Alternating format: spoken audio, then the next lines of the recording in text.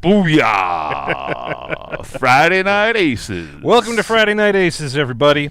We got some fun happening on the other side. We've got Paul Clarkson and the mysterious spirit that haunts the This is the one that's been studio. opening the doors and closing them at night. Paul is convinced the doors in here have started opening themselves and closing, I assume, but he's only pointed out the opening, so I assume these are friendly spirits. I would hope that they are. You'll never know who it is. You'll never know. You'll never know. All right, how's everybody doing tonight? I'm just going to grab up the chat here. You damn kids. Tommy Gofton, everybody, our patron and master of this estate, joining us while he can. Just after Tommy, stop being creepy. Just after a interview stream, a get-together stream with the voice of Lion-O, as part of the Thundercats work that Six Sides has been doing. That's right. If you get a chance, watch it. It's the voice of Lion-O, Larry Kenny was on. We got a chance to interview him. It was really cool.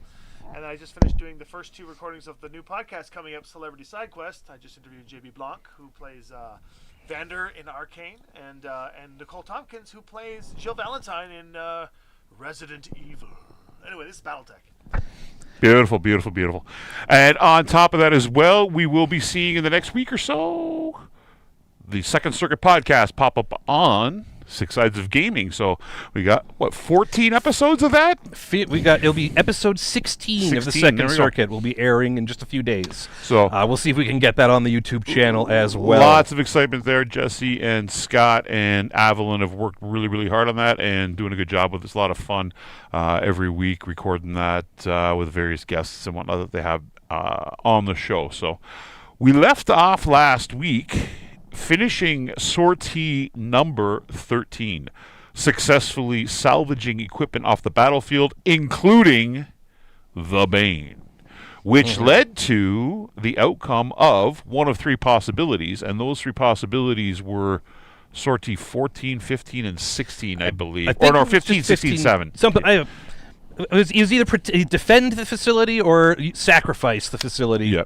And those of you who have watched the intro that plays before we actually start streaming know that the network has more than just money on the mind. We're also in it for other reasons, and some of that means that we have direct orders from the Echo. We're going to be protecting the geothermal plant, the water purification plant, the core to keeping Apolakkia alive. And so the network is mobilizing to intercept the Jade Falcon Vow Galaxy forces closing in on those folks. We are doing the right thing. And we have got a lot of units yeah, this is a big one. On the field tonight. So the network is coming out with 299 points. And we have all 4 platoons of our infantry hitting the board tonight. We have our helicopter flying them in. We got some crawling all over Beskar's back. And we got a couple of them running in on foot. In addition to that, Avalon, our commander, is back. Her mech is up and running in the Axeman. Of course, we got Gofton's Flashman on the board. Right here, right there. This guy's mech. It's unbelievable. And then beside it, I'm pointing and you guys can't see it. I'll go to the... Yeah, let's see the board. What are we doing? We'll go to the board. There's the board. And of course, I'm pointing to miniatures that you can't see because the way the camera is angled, you can't see that one corner. We have my charger on the board. Do you want to try to rotate the board? No, it's okay. Don't twist it. You're going to mess up my framing. I'll kill you. Okay. You can zoom it out a little bit if you want. There we go. Yeah, the mechs will be moving into frame as the mission begins. Of course, we got Bezzy out there in his custom Nova. Doc's out there, my daughter in her Locust. We've got Gremlin in her Firestarter. And we've got the one and only... Typewriter in the shadow rack. In the shadow rack. And a reminder for those of you that didn't follow in the comments, we managed to save up enough points. We still have a generous amount of SP, but we were able to graduate both Typewriter in the shadow rack and Boombox Beskar's Nova to skill level 3. Those are now more experienced pilots. Our other 2 named pilots, Glamour and Lockbox, are still a little behind. They're at 330 points of the 400 necessary. Depending on how this battle goes, that might be enough, though, because there is going to be a lot of shooting. There will be. So I'm going to flip back over to the Jesse cam. Jesse, what do we got going on tonight for the mission parameters? Jesse cam. The Jesse Love cam. the sound of that. As always, we are... Oh, thanks for joining, Tommy. We'll talk to you later. Get out of here, buddy. As always, each sortie in the Scouring Sands campaign book is preceded by a little bit of fiction by Russ Zimmerman. We skip that for brevity, but I highly recommend buying this book. I especially really liked this one. It's very cool. You should read it. But moving along from that, we get to the briefing for Sortie 15, Power Rush. Your suspicions and those of the locals were correct. Star Captain Conrad Sender is determined to hurt this world as much as he can, while he can. A large force of his Jade Falcons have been mustered and sent to destroy a relic of the very Star League they claim to respect. Apolakkia's water purification, desalination, and geothermal plant is under imminent threat, and no one can protect it but the network. We have to drive off the attackers before their saboteurs are able to plant demolition charges deep in the heart of the plant, or the very future of Apolakkia is at risk. Now, we may perform any or all of the following reconnaissance options. One requires the keyword goodwill, which we do not have. The chain of missions that we've been on, we haven't even encountered that, so there's some replay value for you. Maybe the next time we go through, we'll make different choices and see what leads to that. The next one is study blueprints. The locals probably have access to maps of the planet and surrounding area. Digging them up could provide some useful information. Spend 200 SP and read the waypoint. We have 2,490, and all our guys are repaired. I think I'm feeling comfortable spending 200. Are you? Yes, and we have 32... Oh, I believe we're down to 28. Oh, 28? Okay, yeah, sorry. But yes, thank you for keeping track of me. All right, we're going to spend the 200 SP. And we dig in, and the results of that are as follows. Reading from the waypoint. It takes a few calls, but one of the merchant caste representatives gets back to you with a schematic of the plant pulled from the city's archives. Studying the details of its workings, you spot a few places where the meager security force on site could be put to better use. We're going to remove waypoint token A and return it to the box. One of the 5 clan advanced foot points is considered destroyed and counts towards the completion of its primary objective. Hey, we got Gremlin in the audience tonight. Gremlin, we are going to make sure that your fire starter, your battle mech, walks into the middle of that battlefield and destroys the enemy, okay? Absolutely. So, Paul, waypoint A, I cheated a little in making sure I could keep track of where it was. It is the one closest to your right hand. Yep. You will remove that waypoint. It is now considered off the board, and one of the clan infantry points waiting in the wing will no longer be waiting in the wing. Thanks to our spending that point in our reconnaissance, we managed to move the security around to nullify that force, and we are a step closer to completing the objective. What is this objective? Well, it's to save the plant, pretty clearly. We need to destroy all the clan foot points and prevent them from performing their sabotage. At least 3 of these buildings must remain intact. See the special rule, sabotage. Essentially, the Falcons have teams of saboteurs planting charges on the buildings of the plant. During the end phase, after destroyed units are removed, we'll check each point to see if it successfully sabotages a building. The sabotage is successful if the following is true: if the foot point is touching a building and it was not attacked this turn. If the sabotage is successful, the building is destroyed. So we got to keep shooting at them, basically. So we got to focus on those foot points. You will note none of them are on the map right now, but there are a number of waypoints, so I think we can all see where this is going. That's the primary objective. Secondary objective, fend off the Falcons. We're going to get 150 points for each enemy mech we destroy. This all has to happen before 10 turns, at which point the sortie ends. Lots of crazy stuff happening on this board. When a player-controlled unit ends its movement, it must scan a waypoint within 4 inches and line of sight. Okay. So we're not waiting for the end of the turn. That is right at the end of a unit, as long as it's 4 inches line of sight. Okay, that is, I think, everything we need to know to get started. And let's get, yes, cabin, absolutely. We're very proud of the maps. This is one of the 10 coolest things that Paul Clarkson does. And you know what? You know what's ironic and funny? We're on our 6th sortie. I did these rivers. These are the rivers from the box set, and what I did was I just scaled them up a little bit. I went and took some water effect, put it on there, dry brushed them, gave them ripples, added some flocking along the sides, some tufts, and we've never gotten to use them until now. nor the bridges. We haven't got to use the bridges. Luck of the draw. The bridges, these are the that's the actual bridge you get in the box set. They're so cool. They actually look good with all this other 3D terrain, which is pretty wild. Huge props to Josh, as usual. Karamindi, thank you for your support. Yes, the fire starter is very good at taking out infantry. We very much chose that for that reason.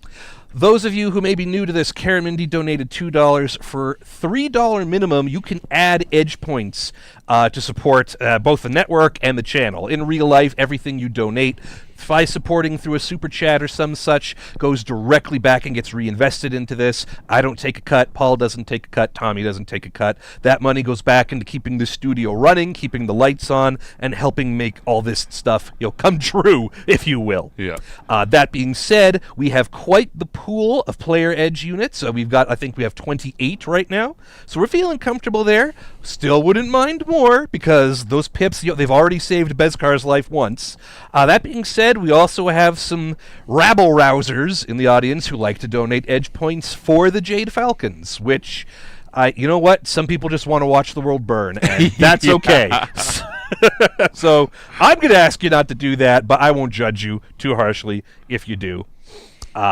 The edge points will probably go to adjusting the pips on dice, but may also go to some edge abilities. Yes.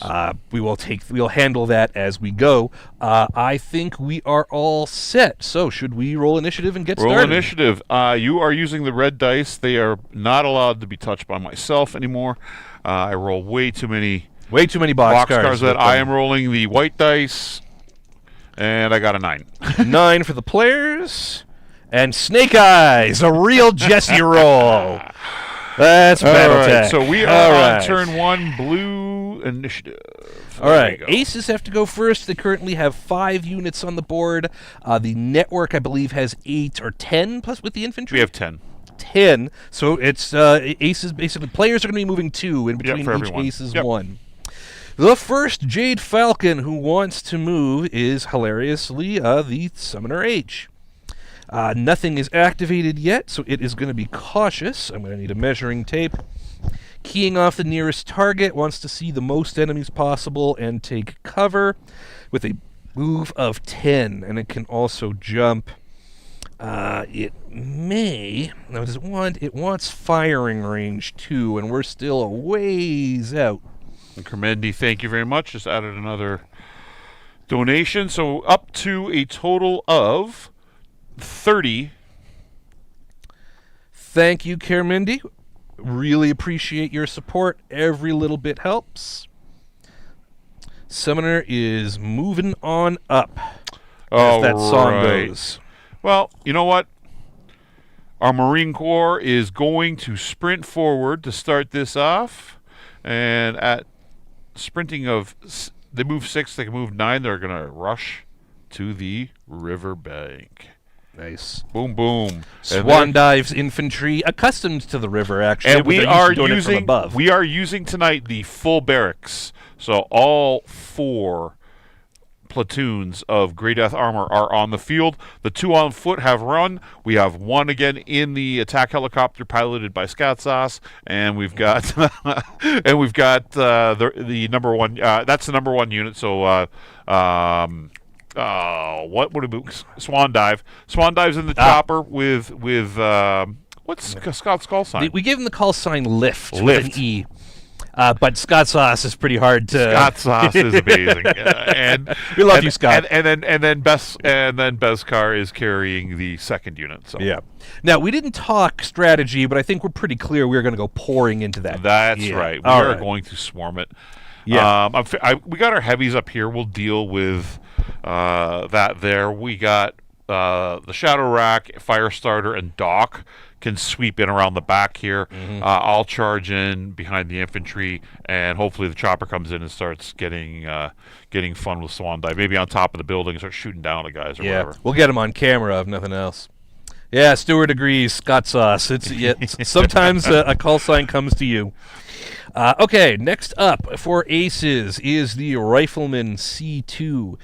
Is the ideal red active? It is not, because just about nothing has happened. What happened to my... All right, I will sort that out while Paul is moving the unit. So, nearest target, it wants to jump, it wants to occupy woods or cover, see as many enemies as possible. It is a jump strong, so that is going to boost its TMM in addition to the regular boost from jumping. It can jump 18. Man, these Falcons, this era of Jade Falcons, they really like their high speed. They're high speed, get up and punch you in the face kind of thing. Yeah. He does want cover. He's not going to go up on that hill, but he's going to go right there. Yep. Okay, I'm going to turn those two. They've moved. Okay. All right. I think we won initiative, and these won't activate until we get there. So we are going to continue to sweep the fire starter. Gremlin! It's Gremlin's turn to move. Here we go. And Gremlin Paul's- moves 12. We're going to sprint Gremlin, though. Does she jump? Actually, she does jump. I will be right back, folks. It's 2 in, 2 out, so 4, 18. No, she can move. If she sprints, she can go out 14 through the river. So there we go. And she is a +2. So there she goes. She's just off the screen. You can't quite see her yet. But next turn, she's going to come storming into the middle of the city here and start taking the infantry. Followed by Gremlin is my own daughter, Doc, or Sky. And she is moving at a pace of 20, so 16 through the river. So she will get right there as well. And there are the two network units. Our lights are hiding behind cover and out of line of sight of the clan heavies. Sounds good. Has anyone told Sky that she's got the call sign Doc? I'm not Yeah, sure if she would I find it. talked to her about it a couple weeks Okay. ago. Yep. I'm not sure if she would find it flattering or stressful. No, I hope she should. finds it flattering. And good luck to you, Sky, out there in Oxford. Oxford. God, man, she's so classy. She makes the rest of us look. I brought the wrong baby home from the hospital. You know what? I didn't want to address it on stream. I have questions. Let's just leave it at that. Sky is brilliant and wonderful and polite and courteous and I know. smart, and I don't... It is what it is. It is what it is. Okay, sometimes opposites, I don't even know. Moving right along. We don't need to get into that. Marauder 2C6. What a jerk. If the ideal red, it's going to be one of the slow units who hasn't moved yet, so he's going to be cautious. Ground move, cover, and open up to see people. Now, the ground move, he can only move 8. Jade Falcon making a ground move on this table. That is just a straight advance. See there, the rifleman into the middle of the city. That Marauder is there These too. Right? Vow Falcons. Falcons? Can I get away with that, folks? Vow Galaxy. Falcons? We'll see. Falcons. Sounds a little bit too much like Vulcans. Okay, what am I doing here? Well, my charger will come rushing in. I will sprint as well. So that'll move me at 15. So that'll get me to the edge of the water. And not quite out. So I will be And in the river. refresh my memory. In Alpha Strike, do you need to make a pilot check because you're wading through the river? No. Okay. There's no piloting checks in Alpha Strike. You're right, because there's no piloting skill. That's right. There's Yeah. skill checks you can create if you want in sorties. Like we have special rules in some of the sorties we've Right, created. but not that- by the default Yeah, rules. but No. by default. I am reminded I'm going to give a special shout-out to Matt Saunders of Weekly Wednesday Armored Combat, who a week or two ago, in a classic game, opened the game by charging his Zeus into a river, immediately tripped and fell, breached his torso, flooded the engine, and lost the unit on turn 1. Our hats are all off in sympathy for you on that one, Matt. But also, if you know him, make fun of him because it was hilarious. And Tommy's Flashman moving up. But I am not sprinting Tommy's Flashman because we need some cover shots there. For sure. And if we want them paying attention to anybody, it's the Flashman. All right, next up is the Howler. Is the ideal yellow. That is still lowest TMM, which will be the Axeman, so no. Any activated enemies in 30, no. So cautious, ground move, see the nearest target. Target has no cover, but don't get shot to do it.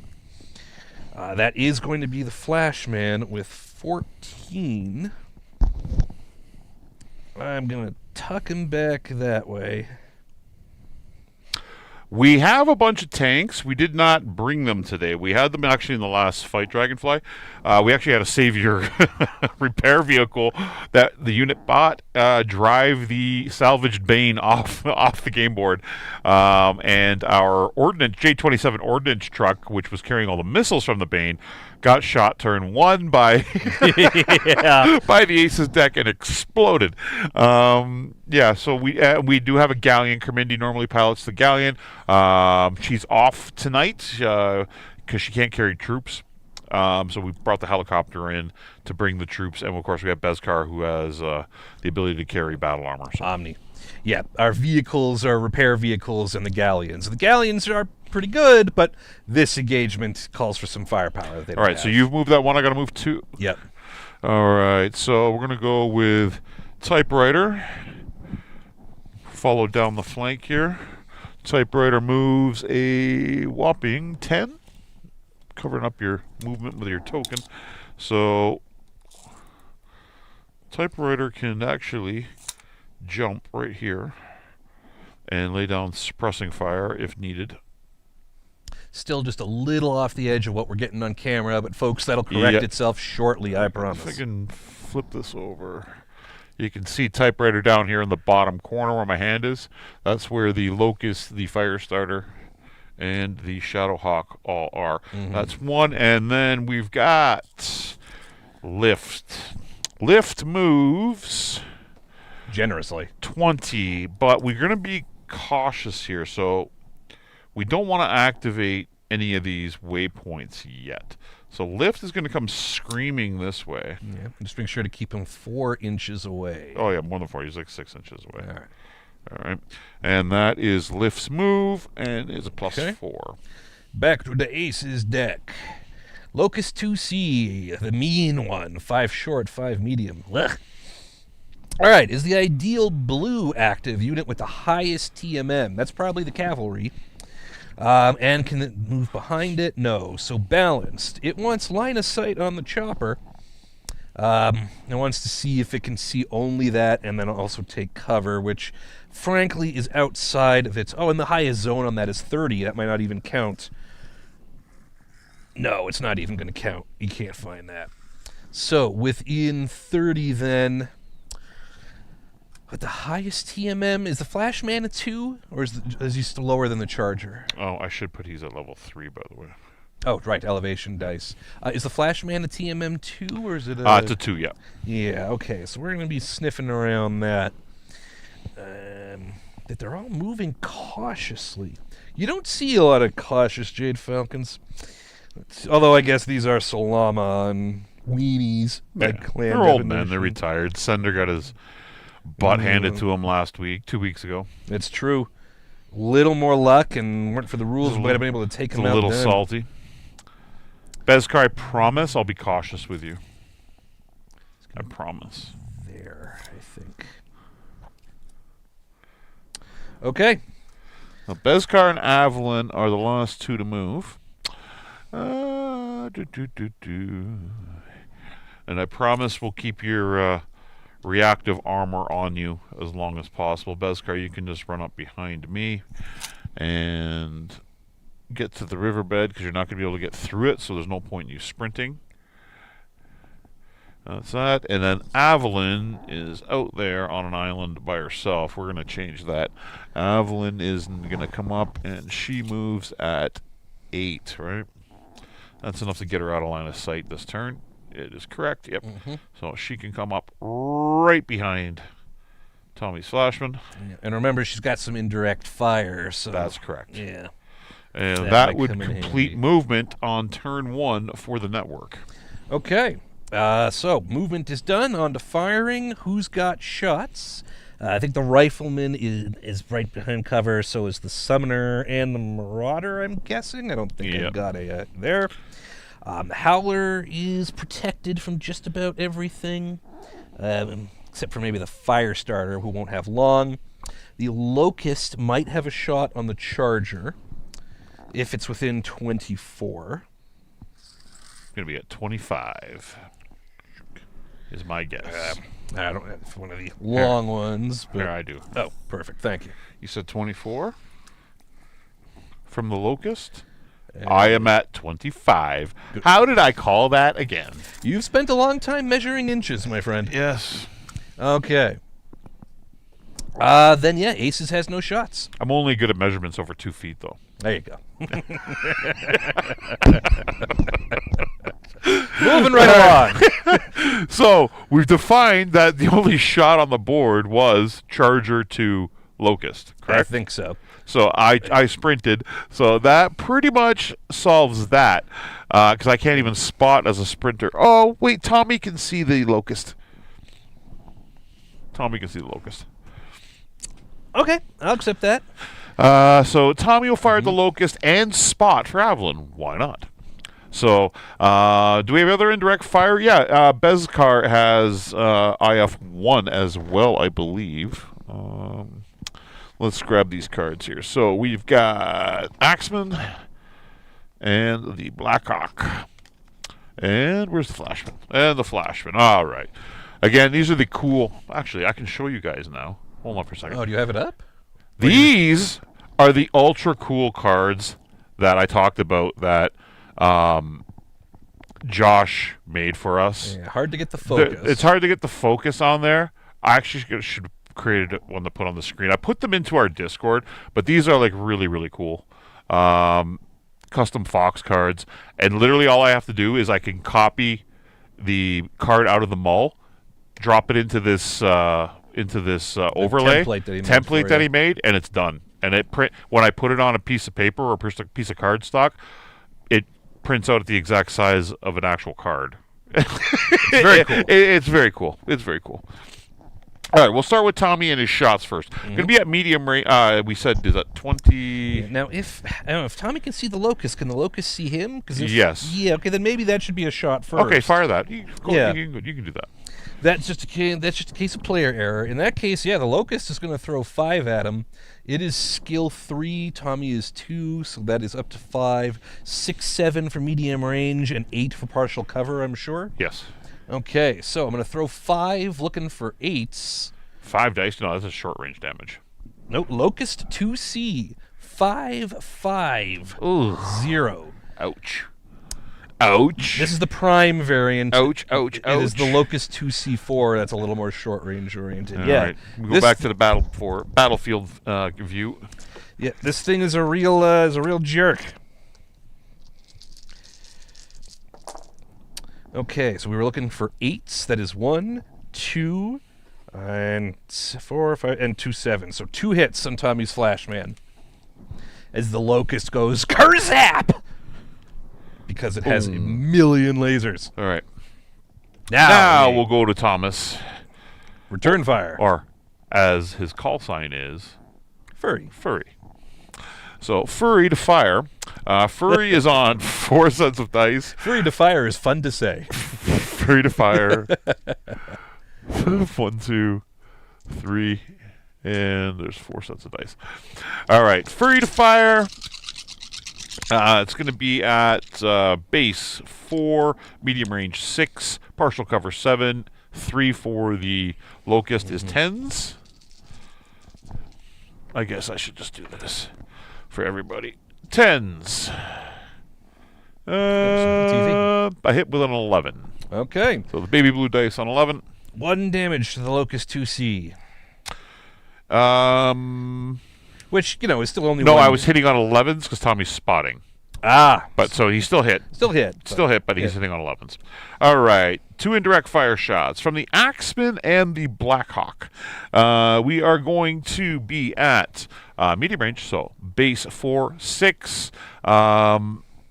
Movement is 9. indirect fire is 10s. Okay, so the Blackhawk is IF1, and the Axeman is also IF1. So I'll just roll 2 sets of dice. Yep. I'll roll the Windvander colors. Yellow for Bezzy, blue for Avalon on 10s, and of course, Bezzy hits. Way to go, Beskar. Another hit on the Locust 2C. It's down to 1 armor. It's the most productive day you've had all week, Beskar. Don't ride the guy like that. And I believe that should be it. Mm-hmm. 1, 2, 3, no IF. Yep. And we're good. Okay. So is round 1. All right. Gather up tokens. And we'll gather tokens. I do see waypoints sitting on the turn track, which is made me a little nervous. It should. This is a pretty crazy scenario. Sortie is the language I should be using. I'm going to cycle the Aces cards over here. So, for those wondering, this turn track has a waypoint on turns 2, 3, 4, and 5. So, things happen quickly. Back. Grab these out. Seminar. And I am ready to go over here. All set. Oh, let me double check my commander. I'm certain there's no changes. If an enemy within 24 of any of your units has TMM 3 or more. No, not within medium range. No. So that commander is staying on A. Wunderbar. Okay. What is the waypoint for... Oh, and We got to roll initiative first. Okay. Then the initiative... And it is +2 for the Aces. I got because they 5. lost last time. Is 7. Okay. That would have been a roll-off otherwise. Yep. Aces win initiative. All right, so we go to red, and I will turn the waypoint. It is Hotel H. 15H. Okay. You know you haven't got much time. Choose one waypoint on the map, reveal it, and immediately resolve its effect. Choose one. I get to choose one? We randomly get to choose one here? It says choose one. I'm going to assume, since you're sort of playing the... We're both playing the network, and since I'm the guy holding the book, I feel like Paul should be the one to choose. I want the one where we can react the quickest, so it's going to be this one right here. Okay. And that's F. 15F. Steam from the geothermal plant makes it hard to spot the heat signatures of any potential saboteurs, but you redouble your efforts.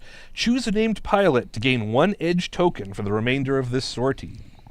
That's cool. You want to give a bonus edge to whoever's the fastest named pilot? That would be... It's got to be either typewriter or boombox, right? Avalon and Glamour will be... They're both slow. 10 movement, right? Typewriter has jump jets and Beskar doesn't, right? Bezzy jumps. Really? God, Beskar, you got one heck of a... You got a sweet ride. Give it to Beskar then. Okay. He's got the extra edge.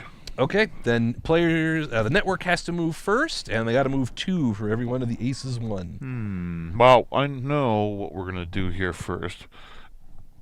The Marine Corps, our cannon fodder. No. They're going to keep sprinting. The valuable troops inside the Grey Death battle armor. 1. And just for those wondering, all these little rocks I put on the board, they're just there for look. They're not actually rough terrain or anything like that. So up they move. Now, that is within 4 inches, correct? Of what? Of a waypoint back there. Yep. Okay. Actually, hold on. You want to make sure I didn't see it. No, I want them to activate it. Okay. But I want to be able to shoot. And that will do it. There we go. 1, 2. Now we can activate it. Okay. And that is B. 15B. A point of infantry is here. They pause for a moment, stunned by your arrival. Replace this waypoint with a clan footpoint, putting it in base contact with the adjacent building. It is considered to have already moved this turn. If this waypoint was revealed during the movement phase, it was. Choose a named pilot to gain 1 edge token for the remainder of this sortie. All right, we've already given one to Beskar. Let's give the other one to Typewriter. My marker. And we have some clan saboteurs in position to destroy that building already, which is not awesome, but we've got some Stewart's folks there to hold them down. Some of the swan divers. And that one is red. Okay. That is R2 units, so to the bad guys. Stewart, it's okay, only I'm valuable. You can kill off the rest. Yes. Stewart inspiring a lot of confidence in his troops there. Okay, Jade Falcons, 054. That is a very low number on that card. The Summoner wants to go first. It has the ideal red been active, lowest TMM, that's Glamour, nope. Any activated enemies within 30, also nope. Who's this? The Summoner. Oh, yeah. No. Yeah, way back here. Cautious, jump, get a line of sight on the nearest target, and do it in a way so that you don't get shot at as much. He can jump 10. I don't know why I need to make sound effects for the measuring tape. It's a real measuring tape. It's right there. I think he is going to try to be peeking around the edge of this building and shooting in that direction. If he's there, he's got... yeah, right now he can peek at the Flash Man and the Axeman. So I think that is the move there. Still affords him a lot of cover, but it's going to cut off anybody heading that way unless they want to face full a Summoner. Okay, back to the network. Yep, they are on the board now.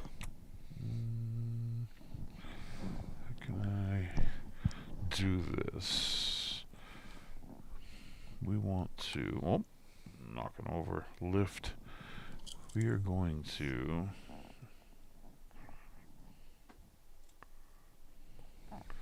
lift. Yes.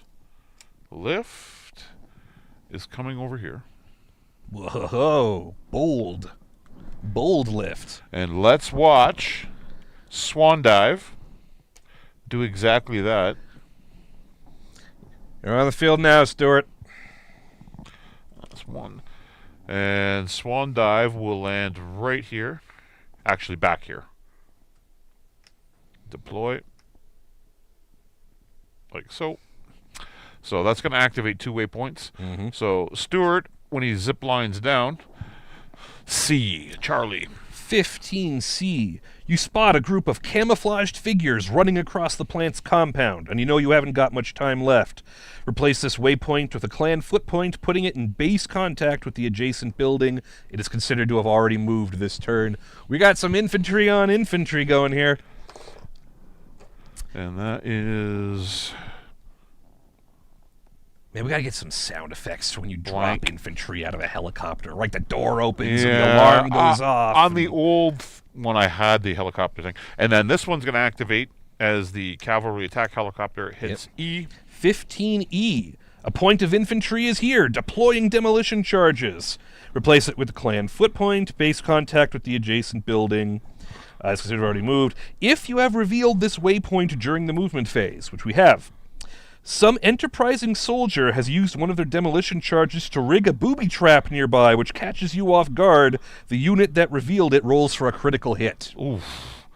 Up at level 3 helicopter. Unbelievable. You want to roll that? Go for it.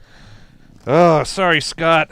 I'm just following orders. Hold on, I got to get the crit table for vehicles. Yeah. Remember, folks, that when you buy the Scouring Sands box, there is a new critical hits table for vehicles that will be the standard and Alpha Strike going forward, but this is the first place you can find it. So if you're running off the old stuff in Alpha Strike, grab this rulebook, use the new tables. You would think I had the card sitting beside me, but no, I got the old Alpha Strike one sitting beside me, so yep. I got to actually flip through the book and find it. Where is it? You'll find it. And in the meantime, we will just imagine what Here we go, fire away. You can roll. Okay. So, demolition. So the helicopter swoops down to drop off some troops, and then an explosion goes off, and it's cocked. So we're going to do that again. 9. 9? Mm-hmm. Bear with me. Where is Stuart's? 9. Is there any modifiers here? Damage to vehicles. There we go. No. Okay, so 9 is a weapon hit. All right, that's not awful. Well, he goes from a 2-2 to a 1-1 now, right? So Yeah. I mean, that 2 wasn't make or break for us. Okay, so we were aggressive with our infantry. That's okay. We're going to kill theirs. We're going to kill a bunch of it this turn. That is 1. And next up, we are going to move. Gremlin, what do you think? You want to go shoot some bad guys with your mech? I think we should go shoot some bad guys. I think that's a good idea. All right, Gremlin, where are we? You're moving 12. So, and this is here. It's a level 3. Gremlin can come running around the corner and see that platoon that's trying to blow up that building. Oh, nice. And I am going to try and change the camera angle here. If you guys can see, you can see my tape measure coming in. This is literally where Gremlin is. I'm sorry, Gremlin. We couldn't quite get you on the screen here. But you are going to shoot those bad guys, and your modifier is a +2. Nothing like a fire starter to say hello to regular foot infantry. All right, so 1 and 2. Everybody was moved. And who else did we move there? We moved both Grey Death suits. Yep, and the cavalry. 1, 2, 3, 4, 5. Oh, yeah, the infantry moved out of turn because they just got deployed. That's why. So we got an extra runner. Beautiful. Okay. All right, see you guys. Back to the Aces deck. The Marauder 2C. Has the Axeman moved yet? Nope. Any activated enemies within 30? Maybe. Is this 30? Yep. Oh, yeah. Okay. Marauder 2C wants line of sight on that infantry. It wants to jump because it's jump strong. Murderous. Line of sight to at least one enemy. Keep 12 from the target, though, and take some cover. So with a jump of 12...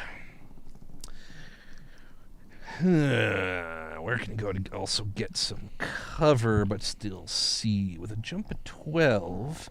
Can't quite get to the other side of the river, but we could certainly get into the rough terrain back here. If he lands over there, can he still see the infantry? Yes, he can. Our infantry, yes. Yeah. Swan Dive's Grey Death suits come down, and a big bad Jade Falcon. Marauder 2C's like, I'm going to kill your infantry. This one is the Marauder 2C6. Oh, yes, we've got an LBX on there. Oh, yes. That's not great for the infantry, but we'll see how that goes. All right. Back to you, Network. Doc is coming around the corner to...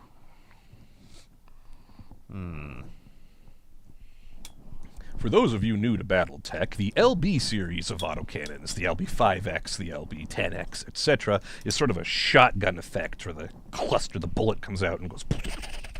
And it's not great to be lots of little guys when that happens. That damage type, not exactly modeled in Alpha Strike. All that damage is compressed, but it's still, it's still bad.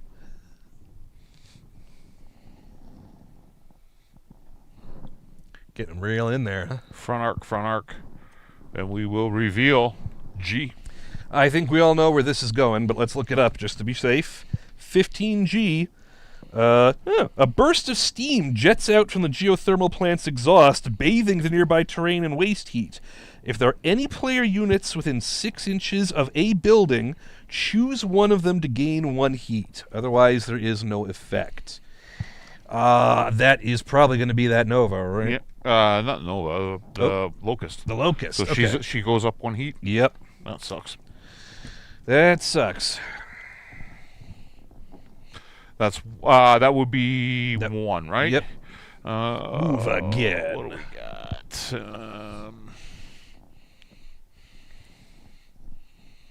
Typewriter walks over the hill and is going to murder those infantry.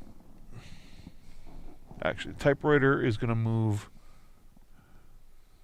to here. Why? Because in case they kill them, then you can fire over there. Makes sense. Right? And you're not in base-to-base contact. You're like 3 millimeters off it. So, that is 2 units. They can't swarm you. because they've already moved. Indeed a Rooney. Okay, then next up over here is the Howler. If the Axeman is already, it hasn't. Enemy is within 30, maybe not. We knew that. No, Tommy was in medium range, so yeah, that's within 30. So I want to see an activated unit with the lowest TMM. That's going to be the infantry, or the battle armor. Important distinction. In as least enemy arcs as possible with a move of 14. What I would like to do with a move of 14, he's right up there. Can you still can't see the infantry from there. So instead, we'll go up the other way.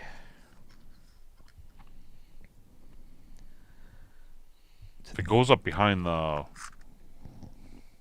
rock plateau, it takes partial cover and can see it. It wants cover, right? I mean, if it comes here, least amount of enemy arcs, so same deal.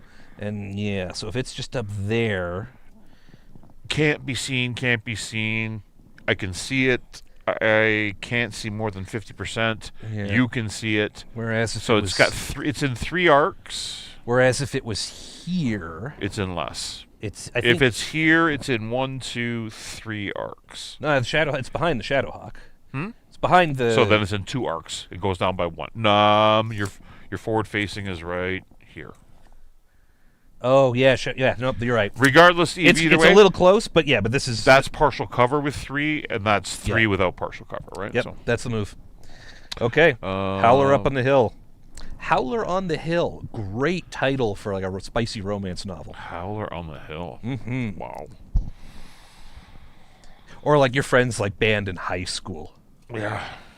Howler on the Hill. Wow. Hello, Lee's Palace. We're Howler on the Hill. I miss Lee's Palace. Of course you do. Lee's Palace was a hole. Lee's Palace was one of the coolest rock punk clubs in the city. It was so good. It was iconic. Yes. It was rebuilt to get filmed in the Scott Pilgrim movie. Actually, it's a Taco Bell now. We're just kind of moving up in the world for it. All right, so we're moving back to the network here, right? Oh, see the Marauder 2C's taking a nap over there.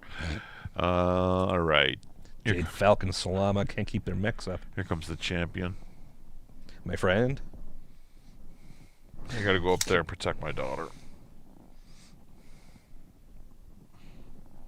Like so. No, I gotta do this. Stuart says he was just at Lee's Palace in December. Was it? Stuart, that's not the original location. That's not the one. Yeah, the original location was at Bathurst and Bloor? Around there, yeah. Bathurst and Bloor. But I'm glad to hear that wherever it is now, it's still good. Yeah, it was Lee's Palace for rock shows, and it was called the Dance Cave, or it had upstairs called the Dance Cave, where it played like kind of dancey music, where the uncool, like, emo, or not emo, the EDM kids hung out. The early age EDM kids. They were called EDM kids in the 90s. What were they called? Ravers? Nah, they weren't even ravers. We're showing our age. We don't need to do any of this. Yeah, let's just move on. You moved 2? I've moved 1. Okay. Bezkar is in follow the leader mode. He saw Daddy rock into the city, so here we go. Bezzy, we are moving 10, but you can only move 8 because you got to run through. Oh, you can jump, actually. Seriously, though, somebody like come up with like a Howler on the Hill band T-shirt. Howler on the Hill? I could do that. It's too good. And that's a jump for Bezkar. And I'm going to land like this, so they're not in his rear arc. Okay. Front. Then that is the Locust 2C. Want the Axeman. No, hang on, because Aces won initiative, so why do you still have units left? Oh, because we've thrown off the turn order a bit with the deploying of infantry. Mm-hmm. Aces is down to its last unit, so the network... And they only have 2 left. Yeah, but Aces won initiative this round, so those 2 should move before the last mech. You have to move the rifleman still and the locust, right? Did I forget the rifleman? Yeah, Stand by. rifleman. I forgot the rifleman. That's what's that's right, wrong. yeah. All right, see, I'm too fixated on this band thing. I got to do my job. Okay. Reminiscing about the Lee's Palace days. Yep. Okay, rifleman. Ideal yellow. That's still the Axeman. So cautious. Ground move. Nearest target. Blow it up. That is going to be those infantry and stuff. Is there anywhere that the rifleman can take cover? In a move of 12 or a jump of 18. I mean, not from the chopper, but I guess he can get right up to that building, and that will stop the infantry from poking at him. If he's jump if needed, and I will probably take that. 18. Yeah, we'll get him over there. So just stick him back that way. So he's got a little bit of shelter. He is jump strong. That is crazy. Yeah, the rifleman is nasty. The rifleman seed, specifically. Standard rifleman, less concerning. That one, real jerk. Okay. Right. Now you're... I think we're going to murder a bunch of clan infantry this turn. I'm getting that impression as well. I'm a little concerned about what it's going to cost us, but murdering clan infantry is the key. I can fire, you can fire, Beskar can fire, so that rifleman's going to get shot up. And then our infantry is going to kill that. Doc's going to shoot here. The chopper's going to shoot here. And, of course, Stuart in his battle armor over there can take care of that one, along with Gremlin from the rear, because she'll get an extra set of dice. So that means Evelyn and Tommy are going to go... They're going to shoot some metal. Summoner hunting. Let's go. Evelyn is an 8. And now the summoner has become the summoned. Then it's not quite as cool as... Evelyn will take partial cover there, Hunter and and hunted, she is a 2. They're both, or she's a 1, right? Moving on. Evelyn is a 1. Yeah, the Axeman's slow. Axeman is slow, but it can hurt at range and it can swing up close. And this Charger is 10. Sorry, not Charger. This Axeman, Flashman is 12. Yeah. Boom. Whoa. There we go. There we go. Take on some mechs on the backside. Tommy keeping to the edge of the map like usual. Okay, then that just leaves Mr. Locust. It does. He's a mean one, Mr. Locust. He wants to get behind the Axeman, but I don't think he can. Nay, nay. Okay, it would You like... can see that battlefield taking shape there. Yeah. It would like line of sight on him, though. And it's going to ground move and take cover and shoot at the Axeman, which might also be here, but if he comes around here, he can probably avoid getting shot by the Flashman entirely. With 14. Now, is this hill supposed to be a level 2? Or? It's a level 1. I didn't make these level 2. That's why I made it so they could put these things on there to make them look a little right. cooler. Okay. Right? Yeah. So that's the line of sight. Is there anything about enemy arcs? Least amount of enemy arcs possible, which I think that does because only the Axeman could shoot back at him. Yeah, that's the move. Locust 2C bringing that laser party to you, Glamour. Okay, that is the Aces move, and Aces won initiative, so the network shoots first. The Summoner moved? Oh yeah, Summoner moved first. Okay, yeah, that's right. Okay, boom, boom. Done. Yep. All right, so we will start over here. We will go... have a seat. You can move that rock out of the way, right? That he's standing I'm just going to... You can move it out of the way. That's just filler terrain, right? There you go. Oh, boy. Next week, we are going to learn how to stand models. Oh, for please. Live from Lee's Palace. All right.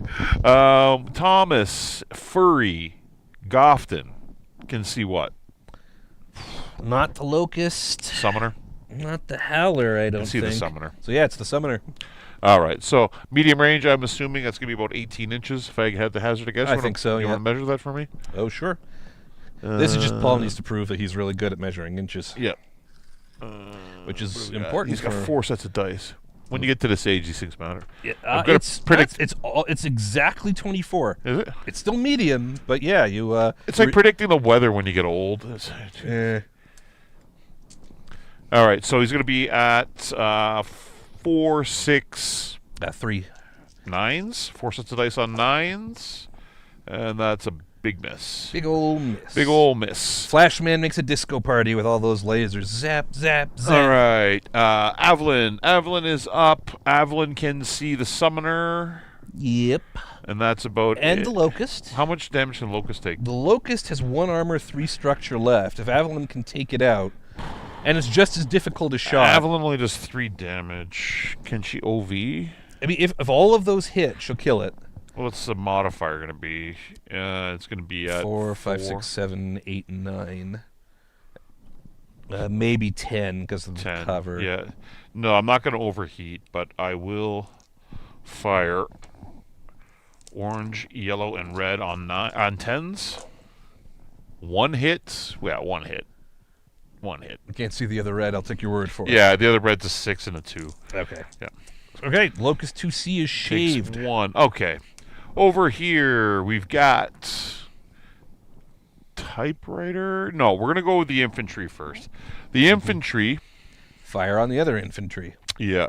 So our infantry are 1 damage at medium and short range. So I will roll 1 set of dice for each. We'll use orange and red. They are going to be at 4 5s because the infantry spread out. So 5s. Miss and hit.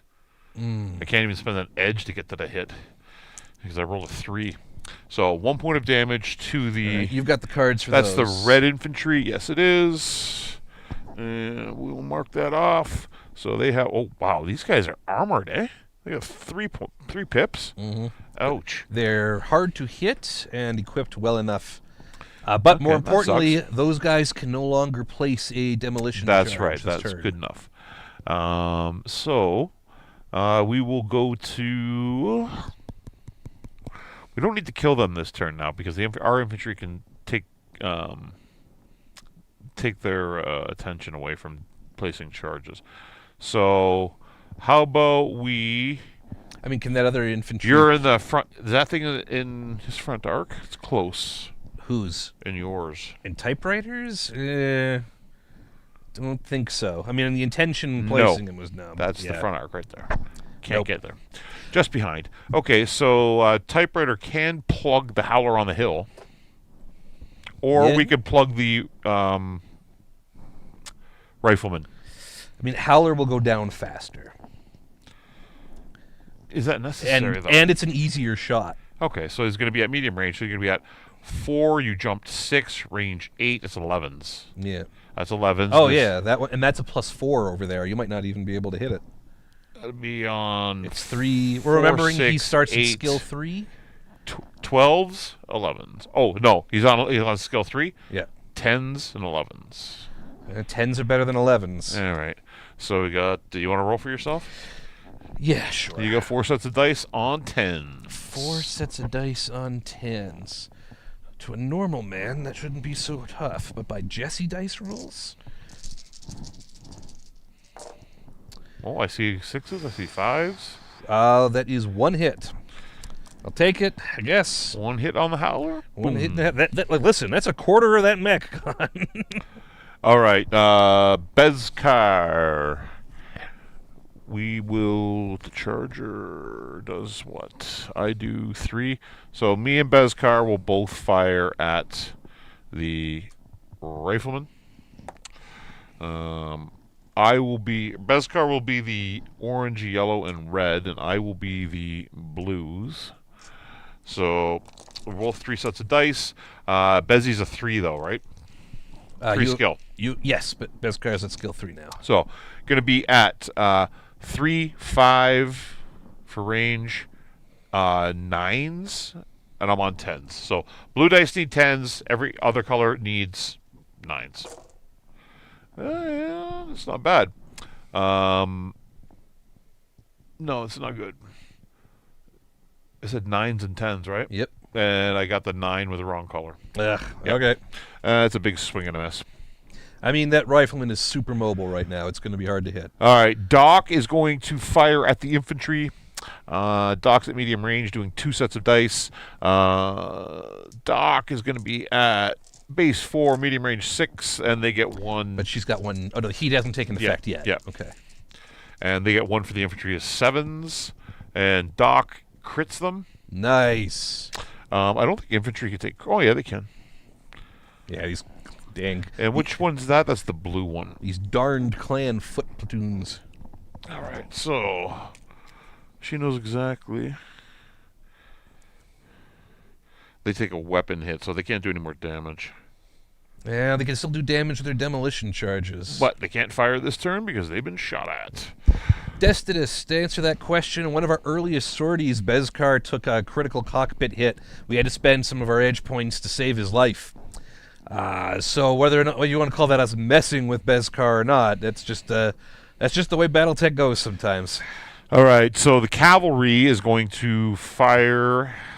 I think infantry to be safe. Right? Well, we don't need. I guess we should take a cheap shot at the. Yeah. Or you just want to try and kill that infantry. He gets 2 dice here now. He's going to be hitting on 5s. He's hitting on 5s. Yeah. Yeah, we'll do the 2 dice on them now. Okay. We'll do the 2 dice on them now and try and get rid of them. On 5s. Let's go lift. Scott Sauce. Scott Sauce rolled a 5 and a 4. We're going to spend a point of edge to get 2 hits. Okay. That brings us down to 29. Scott Sauce. It's like, disappointment. Where do we go? Right. But, okay, you know what? 1 armor left and 1 internal left. Infantry's hit. They can't place a charge this turn. Well, they've been hit twice. We're just trying to get rid of them so we have to fire at them next turn, right? What do we got? We're going to try and use Gremlin here first. Yeah. Why? Because if she hits, we can then have his infantry fire over on the other one and do some more damage to hopefully try to kill it. Sounds you know good. What I'm saying? You know what I mean? Plus, using a fire starter against infantry. I mean, come on. Yeah. Come on. That's what they're designed for, right? So she's at medium range, so it's only going to be 1 set of dice. Hey, Tree, is Jillian still watching? Because this is what she was born to do. There we go. She's going to be on... She was upgraded, or no? No. So she's going to get 4, 6, 7. It's going to be hitting on the 7. Oh. Wow, my dice have gone cold tonight. Ooh, wow. You stopped using the red dice. I have returned to Earth. I am human again. Oof. Oh, that's unfortunate. All right, so I'll roll for our friend Stewie.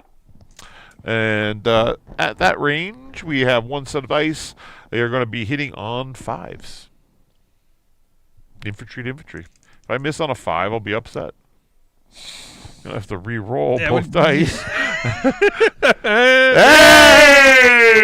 Stewie! All right, there we go. Okay, much better. Takes out their armor and a critical. So what does a crit do when they have no more weapons left? Does it do a point of internal to infantry or nothing? I think it would do nothing unless you filled up the row, in which case that would kill them. Yeah. But, yeah. All right. So that, I believe, is the network done firing. Okay, let's see what it cost. Shooting. Summoner wants to shoot the slowest thing it can. We already established it can see Avalon, so that's the core. It's medium range. It's skill 3.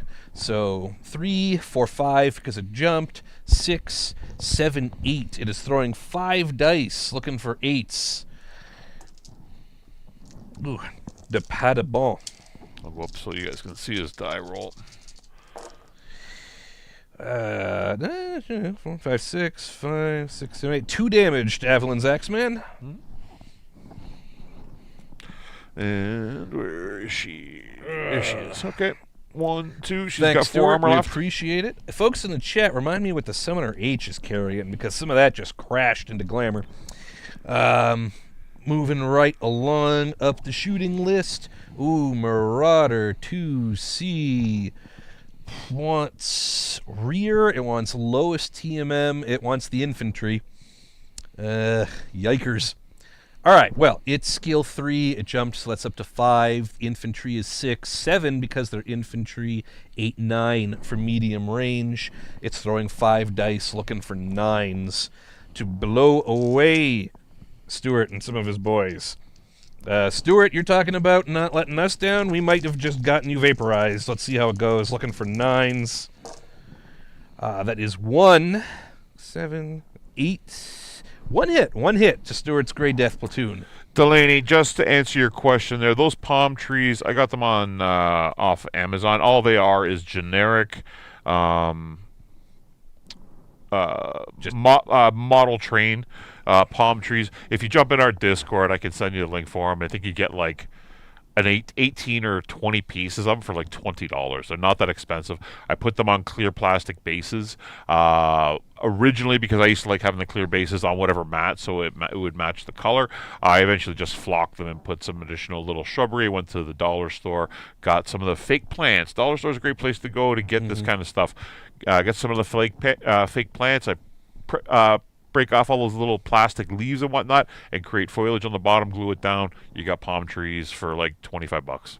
Yeah. Right. A lot of this stuff is like dollar store aquarium things. Yeah, like I'm always on the lookout for weird stuff. Like you walk in the dollar, like these rocks are at the dollar store, right? Like rubble mixing. Just I see different colors and I grab them for $1 here, $1 there. Every once in a while, you go out and do stuff. You're shopping. You're in a weird, not necessarily a hobby store, but like maybe you're at a department store or whatever. You just walk through those areas and you see weird things, and you're like, that's gonna look good on a board at some point, right? Scott talks a lot about like finding old model trains, like stores that just have like stuff. Yep. It's pretty cool. Okay, so thank you, Karamindy, for the TRO. Heavy lasers from the Summoner hit the Axeman, and a PPC and LBX hit the Infantry. Delaney Lusa, the Discord channel is called Focht Hyperpulse. There should be a link up in the notes, unless it expired. In the not the comments, in the description of the video. Yep. If you can't find it, we link to it all the time. But also Focht, Focht Hyperpulse. It is it's hard to mistake. Moving right along, would you do a craft stream, please? Yes, I can do that. We've talked about that. We've talked about it. It's not as easy. I need an extra set of hands here to zoom in on things, but yeah, I can definitely do something. You guys will have to convince Jesse to come down an extra day during the week. Tell you what, Tree, do us a favor. Once the stream is over, and this is now posted on YouTube, mention in the comments, just so we can find it later, that you'd like a craft stream. If other folks in the chat, if you also want to agree, also comment on the video. Just that helps us find stuff that people are looking for. Yep. There's a lot going on we don't always remember. Delaney Lusa, Six Sides of Gaming do have their own Discord, but we are running for Focht's network, so it is the Focht Hyperpulse Discord server. Okay, so that was the Summoner and the Marauder. Moving right along. Join both. Join both. They're both cool. Focht's is a little cooler. But anyway, the Howler wants red. It can't. Well, it's the. I think the Howler. The only thing it can see is what's the loose TMM. It wants some of those infantry. They are at medium. It can do it. So it's going to try to hit one of those Grey Death stands. Grey Death stands. That's surprisingly difficult to say. 3, 4, 5, 6. Throwing 2, looking for 6s. This is on the first one? Sure. And that is 1 hit. Took out his armor. The Howler launches a volley of SRMs into those little guys. They're just little guys. Oh, cool.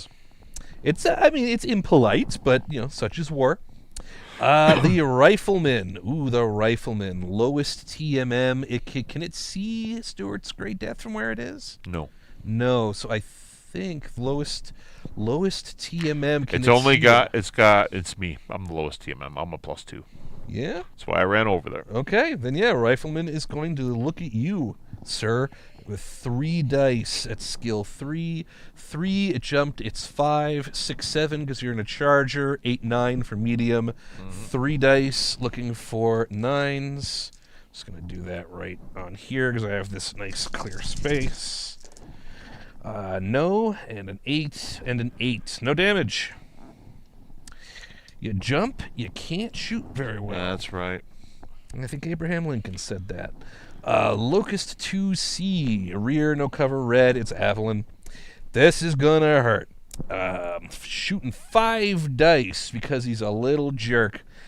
3, 4, 5, 6, 7? Sevens. Yeah, this is going to be rough. Commander Avalon, roll those brown dice again. Oh my god, here we go. What I missed. So 1, 2, Hit with 3, everything but 1. 4. 4 hits on the Axeman. That takes out all of Avalon's armor.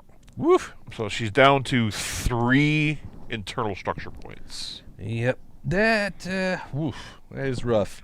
Okay, that is all the firing for this turn, however.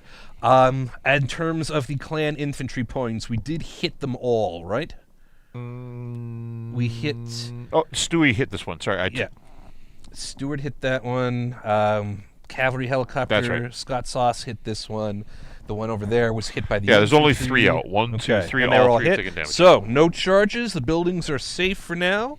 End of round. I'm going to rotate. We will collect, and we're going to check the commander card this turn. We will.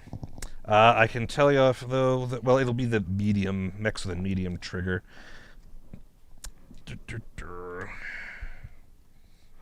Now, a trick to building city boards, if people were asking about crafty and stuff like that. You see how Josh laid this map out when he designed it for the sortie. This is not just gamey stuff that he does. This is a trick that a lot of wargamers don't remember to do, and that is when you're placing buildings, especially things that are tall on a board, you want to be able to get your hand to move pieces into those areas. Not only does it make it easier so you're not knocking things over and discombobulating your game board, but it also makes good firing lanes and kill zones. And when you are placing these things on the board, you always want to consider that, especially if you're not playing a pre-designed sortie. If you're writing your own, you want to have areas on the game map where each side has kind of an equal opportunity. If you're just playing random pickup games, if you're writing a sortie where it's a specific mission, hey, you just make it according to the mission. But if you're just playing pickup games or just for fun, always try to make sure you have balanced firing lanes on each side. That helps with your placement of your terrain on the board. One of the things we talked about, actually, ironically, before we started streaming was we mentioned that we were going to do the second circuit streams here on Six Sides of Gaming, and we've been discussing about what art to throw up on there, and I threw out the idea I might, if we do these on like Thursday, if we put the streams up on Thursdays after they air on Mondays onto the YouTube, I build the game boards on Thursday nights. I might just record with no volume me building the game boards that you can watch that while the stream's on, and you can get ideas for seeing how the boards get put together. All right, that said, we are going to go to initiative. Did they change cards? Yes, the commander card has changed to card D because there's a fast unit near it. So she is going to be refocusing priorities to hit a target, basically because they're aware that they could be flanked. Tree asking about weekly Wednesday armored combat at Harry T. At minimum, all you got to do is show up. If you're on Focht Hyperpulse, you can see the details ahead of time for what the scenarios are. Don't worry about having mechs painted or having things exactly the first time. Worst case scenario, we'll always have spare forces for walk-up players. So but if you just show up twice and it's not painted, Tree?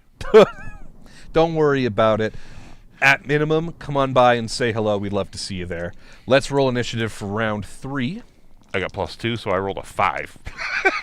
Boxcars! Aces win initiative. My dice are just... You're having a bad night. Not good today. And not if good. you move that up to 3, and I think we're triggering another waypoint. Yeah, so we will go to turn 3 and still the bad guys.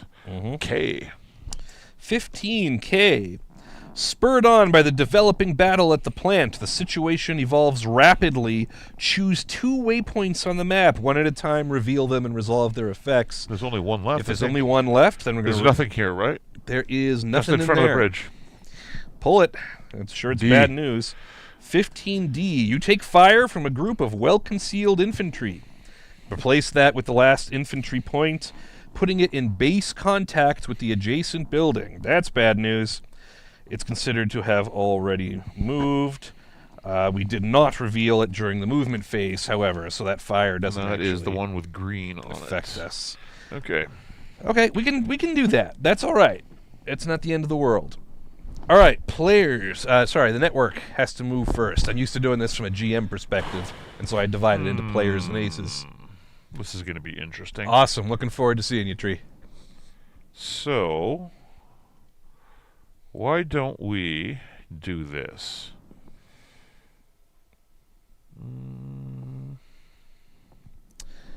Dang, we can't. There's no way we flash them in the I was thinking that do we drop down, pick up the infantry, and scoot them over here? But he won't be able to deploy them this turn. He can only embark, right? I think he can come over here, but I think Stuart's infantry. It's that infantry. Fire starter hits the closer infantry. Cavalry helicopter can poke at these guys or the from locust, somewhere or the safe. locust, Doc. Or the locust, yeah. Axeman's going to have to get behind a hill and start lobbing LRMs because she's attracting too much attention. Flashman could hopefully burn the locust this round, depending on that infantry. things go. Okay, so we'll do this. Josh Dirksen and Dylan Bertolo, you monsters have put us in a difficult spot. We'll do this to start. Okay. There's our infantry coming in and attacking the other. Some gray death suits move up. Okay. Okay. First up on the Aces side is the Rifleman. If the ideal red is active, who's got the most short-range damage? Not the infantry, so it's not active. Short range? Yeah, but... in that grouping there? Me. Yeah. 3. Okay, so then, are there any activated enemies in 30? There are. So it wants line of sight on you, and it wants to jump. And so you're just gonna. It has. I didn't get recharge take those tokens. Yep. It's just going to use those again. Jump, line of sight to at least one enemy. Occupy woods, close to target. It can no woods on this board. That means cover though. Yeah, jumps 18. So basically, it's going to get the best, most covered position it can. With line of sight to me, moving closer. It said right. Line of sight to red, jump. Line of sight to at least one activated enemy. Occupy woods, close to target, cover versus. So it wants to be able to see the infantry and me. So that would be. It can't come here because it can't see the infantry. It's got to go here.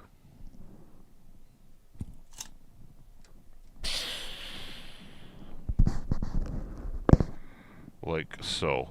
You can see the infantry. It's activated. It's got to go like this. No line of sight. No line of... I don't think that's the right move. I'm thinking because it's just going to expose itself to everything else that hasn't moved yet. So does it just want to peek around the other side of that mesa and shoot down? Or? There's no room for it to stand there. If it comes here, it can't see the infantry because this is blocking line of sight. If it...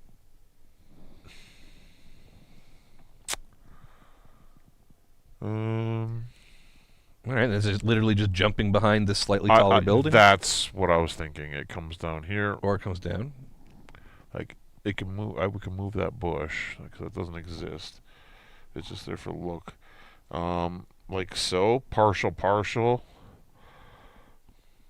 Can see me, can see the infantry. Well, that fulfills requirements. Or it could go back here and take partial cover.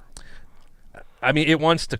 It wants cover more than it wants to close to target, but it does want to close to target. It wants to move closer to the target. Yeah. Okay, so it's technically moved forward then. Yeah, like that. Then it has moved forward. Okay, so and then we can jump it. We can jump. Oh, it says jump. Yeah, that's the jump strong deck. There we go. Those are these dang jump strong decks. Okay, sorry guys. I want to make sure the Aces deck is doing. Don't apologize. This is a lesson for everybody. It's best possible move. Yeah. And I'm used to doing that for 2 years. We wanted to make sure the Aces deck always played well because we wanted you guys to see how good it was. Right. It was a lot of play testing, right? So that is it, and we go to us. So I'm thinking Stu's going to go later. He wants to move after that infantry. We want to move them later, so it's going to be... I mean, we know that we're going to be moving... That Marauder 2C is a bully. Shooting at infantry last turn. I know if I come around the corner with Doc... It's good, yeah. That no, chicken, Jade Chicken, is going to fire at it. Whoever goes to fight that infantry is going to get a face full of Jade Falcon battle mech, for sure. But it's got to be done. Not necessarily. Because we have Gremlin, and Gremlin can stay out of its line of sight right there behind the building. And Gremlin does one from that range. All she has to do is shoot at it. And hit it. And pop it, right? And Gremlin is Do they have to hit it? Let me double check that. It's suppressing fire. Sabotage. Was not attacked. Even if it misses, it'll stop them from planting this is the good. charge. Gremlin's out of line of sight of that cheeseball Marauder over there, and she can fire at that infantry. I, on the other hand, am going to have to go contend with this. And it sucks to be you, mister, because I can go base to base with you. Oh. That is what I'm doing. Rifleman makes a jump, and the charger with the sword is going Lion-O on that. Overheat. Thunder, thunder, thunder network. All right. There we go. I didn't overheat last turn, so. Tremendous. All right. There we go. That's very exciting to me. All right. That sounds good. All right, what else you got next for us, Falcons? That summoner again, that ridiculously aggressive summoner, wants to know if the target with the most move is already active. Let me guess Beskar got my membership. Beskar is like a stockholder at 6 sides at this point. It's just like, unfortunately, we have to live with him. Look, he's a sort of a majority partner at this point. I'm not going to bad talk him like that. It'll get me at the next quarterly meeting. You know what the highest move is the cavalry, right? Yeah. It is not yet activated. No. So then Summoner wants to be cautious. That's interesting. All right. Nearest target, get 18 inches away, get cover smart, etc. Nearest target right now, I think, is the charger, but let's measure it. I mean, nearest target as the crow flies might actually be on the other side of that building. Is this the summoner? Yeah. Of course, this Falcon commander wants me. I am at 15 and a half, 16. Oh, okay, yeah, that is definitely the closest. Yeah, it wants you. Mercenary, how you doing? Thank you.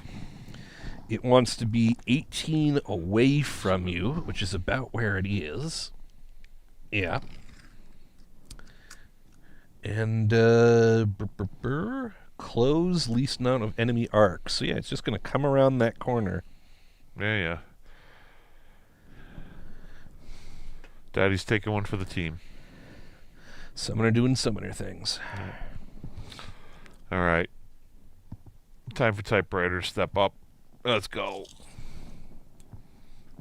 Come around. You want to jump or do you want to run? Ooh, he's got that 4 damage. We want to walk if we can. We want to make it as easy to hit as possible. Like so? That's exposed. Well, you should have... Who you exposed to? Summoner's going to be able to hit. The Marauder 2C is going to be able to hit. It's going to fire at me, trust me. Yeah, okay. If it doesn't, that's a shame. Yeah, exactly. One of our highest skilled pilots, one of our most expensive units. It's fine. It's all good. Also one of the cool kit bashes that we've done. It's all good. Uh-huh. All right, what else? And we will... Sky...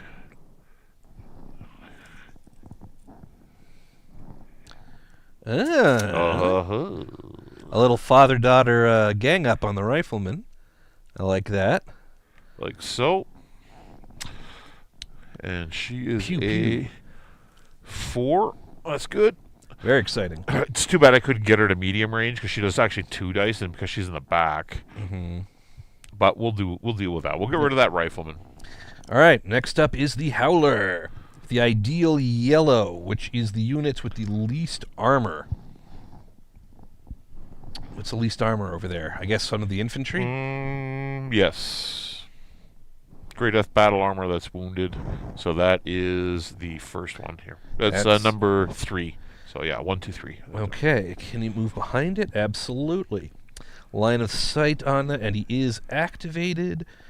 Ground behind target, least amount of enemy arcs, etc. Yep.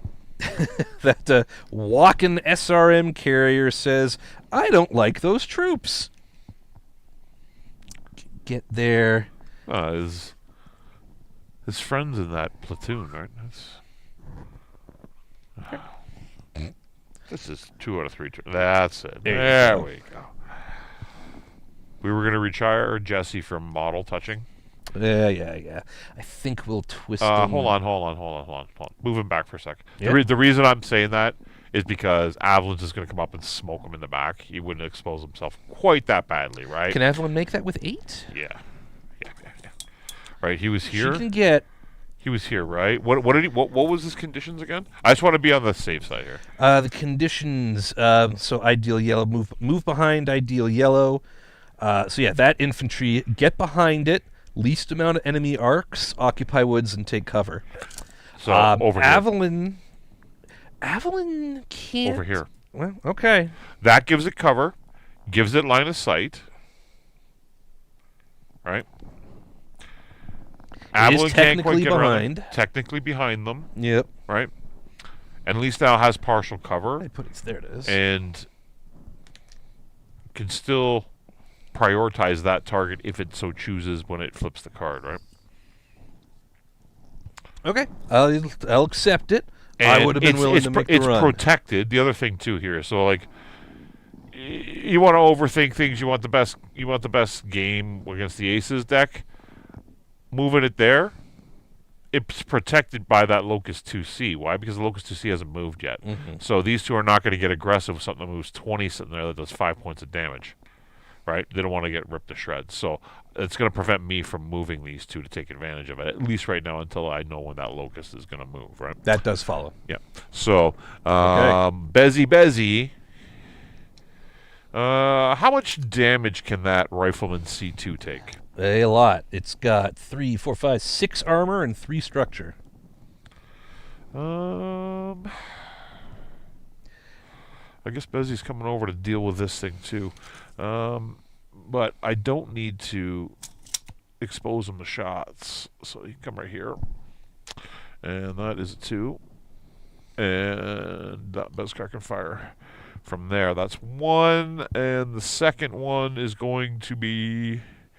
Their infantry haven't moved yet. Oh, I didn't look at their thing. They should have moved first on 116. Oh. My bad. I'll move them next turn. Oh, no, Buff, you're playing human units. You can move in whatever order you want.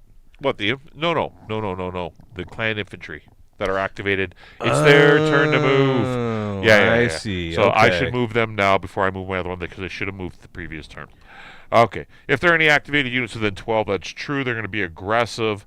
They want range, any line of sight target to the nearest activated unit. So they are just going like this. Yeah, and remember, they have a movement objective to be... They still have to be base to base with the buildings. So they can do both. Yeah. Like so. There we go. Okay. And actually, no, they can't move into that spot. They wanted to get behind him, but they can't because the helicopter has not moved yet. Okay. Now we'll go back to us. Okay. So that would mean, I guess, we're just going to stay and declare no move here and do the fight, right? So that would be the second unit there. That's what infantry do. Boom and boom. Okay. Now we go back to the clanners. Yeah. Now, the next Jade Falcon mech is a 714. Elis, how you doing? Aaron, how you doing? Next clan mech is a 714. Presumably the rest of the clan infantry are before that? Yes. Yeah. So let's move them all, I guess. Yeah. So they want to go base to base. They're swarming me and get behind because it's the same thing. So I go and attack and they want to stay base to base with this, so they can do that. They can do both. Mm-hmm. So they jump on my legs. And these ones want to go, they're already base to base, so they're good. And It's red, black, blue, and the other guys cannot go base to base with anything, but they can move. They move 3. But they still want to stay adjacent to this building because they're going to try and blow it up. So they're basically like that. And yeah. How the mighty clans have I didn't need fallen. to put the ones there because we already know there's 0 + 1. Yeah. Okay. Okay. That's all the clan infantry done. Sorry. My bad, guys. My bad. These things happen. Playing a game, running a stream at the same time. All right, back to the network then. We've got 2 clan mechs left. How many network guys do we have We have left? those 2. Okay, so clan mech, network... One, no, other yeah, way it's around. 1 for 1 now. It's 1 yeah, for 1. so one of these guys has to move. I assume the Axeman we're just going to tuck behind here. Yeah, she took a beating. last Yeah, time her she armor, she's out of armor. got- She just got this mech fixed. It's too slow, and the clanners like to pick on it. Oh, the Falcons like to pick on it, that's for sure. Yeah. Okay. The Marauder 2C. Wants to know if the cavalry is moved, and it hasn't. So it's going to be cautious. It's going to jump. Nearest target, I think, is the Locust. Of course. Yeah. Bully. Oh, gosh, Sky. Keep 18 from it, but otherwise line of sight. He's moving away. Cover. I think that's just coming back in the river here. Keep going farther back. Yeah? That's 18. All right. Keep on a little farther. There you go.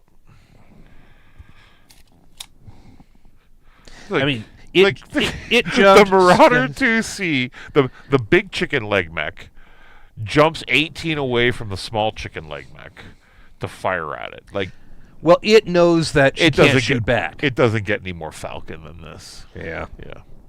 What a joik, as Bugs Bunny would say. Okay. Flashman. Flashman's coming to ruin somebody's day. Yeah. Not really. Can he Flash- get behind the Howler and protect his own back? Tommy is a paladin by nature. Well, Tommy is a paladin by nature. Okay. That's what Tommy would do. Tommy would come across and protect. They're both a +2, right? So yeah. would come over to protect his wounded commander and friend, and take partial cover and fire at that Howler. No longer on the hill. Okay. Then the Locust 2C wants to know if the cavalry has moved. It has not. So then keying off the nearest target, which is now the Flashman. It wants to see it. It wants no unactivated enemies, no problem. Wants to be in no activated enemy arcs if it can, and it might with 16. No, not quite. It's going to come all the way around and sit here. Yep. And take a shot at Tommy. Right there goes a partial cover. 3. There's a 3. There we go. All right. That should be the end of turn for movement. Yeah, let's We get go to the firing phase. Yeah, do we want to get up to the wide for that? Yeah, I'll go for wide for a second. All right, so we will start with, what does the other angle look like here for shooting? We'll go back to the other one. There we go. That's good for the wide angle. All right, so we are going to start with, we'll start with the Flashman over here. Flashman's going to plug that Locust 2C. Wait a second. What's easier to hit? Let's figure this out. Yeah, they're both. Locust doesn't get partial cover. The Howler probably does. It does. So it's going to be the Locust. So it's going to be 4, medium range 6, 9s. 4 sets of dice on 9s. We'll roll the blues. Flashing that Locust. The blues and the yellow. We said 9s? 9s. All right. Here we go. Here we go. Come on, Furry, you can do this. Furry hit once with a 10. All right, well, that's into structure at least, so give me a crit. And we will roll. Inventor colors for the crit. 6. A 6. That is a weapon hit. Let's drop the die. It's all right. So it is now a 4/4, or it will be on the next turn, to be All right. specific. We've got Evelyn. Locust is out of her arc. Yeah, just barely. Yep. She could. She can hit see the Howler? infantry. Well, I mean, the infantry have to hit the infantry. Let's not. Yeah, blow no, her but she up. can help kill them, though. Okay, all right. Right? You know what I'm saying? Because they only do 1 point of damage, and the infantry take 4. Okay. Right? That's so. I don't think she can see anything else. So, and she does a whopping 3 points from there. Yeah. No, you're right. Let's do it. Let's do it. We'll go Let's do it. orange, purple, green. Evelyn is a 3 now, right? No. She's No, still she's 4. So 4, 6, 7s. Wow, I am just rolling awful tonight. I hit once. All right. That's still It's okay. that is the red one. That is just awful. They have 1 armor left. All right. We will go to our own infantry. Our own infantry, we'll roll 2 sets of dice, purple, and they'll be hitting on 5s. All right. So they're going to finish off the red clan infantry. Hopefully. No, they're not. I'm going to spend an edge point to kill them. Yeah, we are. So we're down to 28 edge, and we killed that infantry stand. All right. It had 1 armor and 1 internal left, so that is dead. We'll get to shoot though. Oh no! Yeah, they'll get the fire. Next, we will have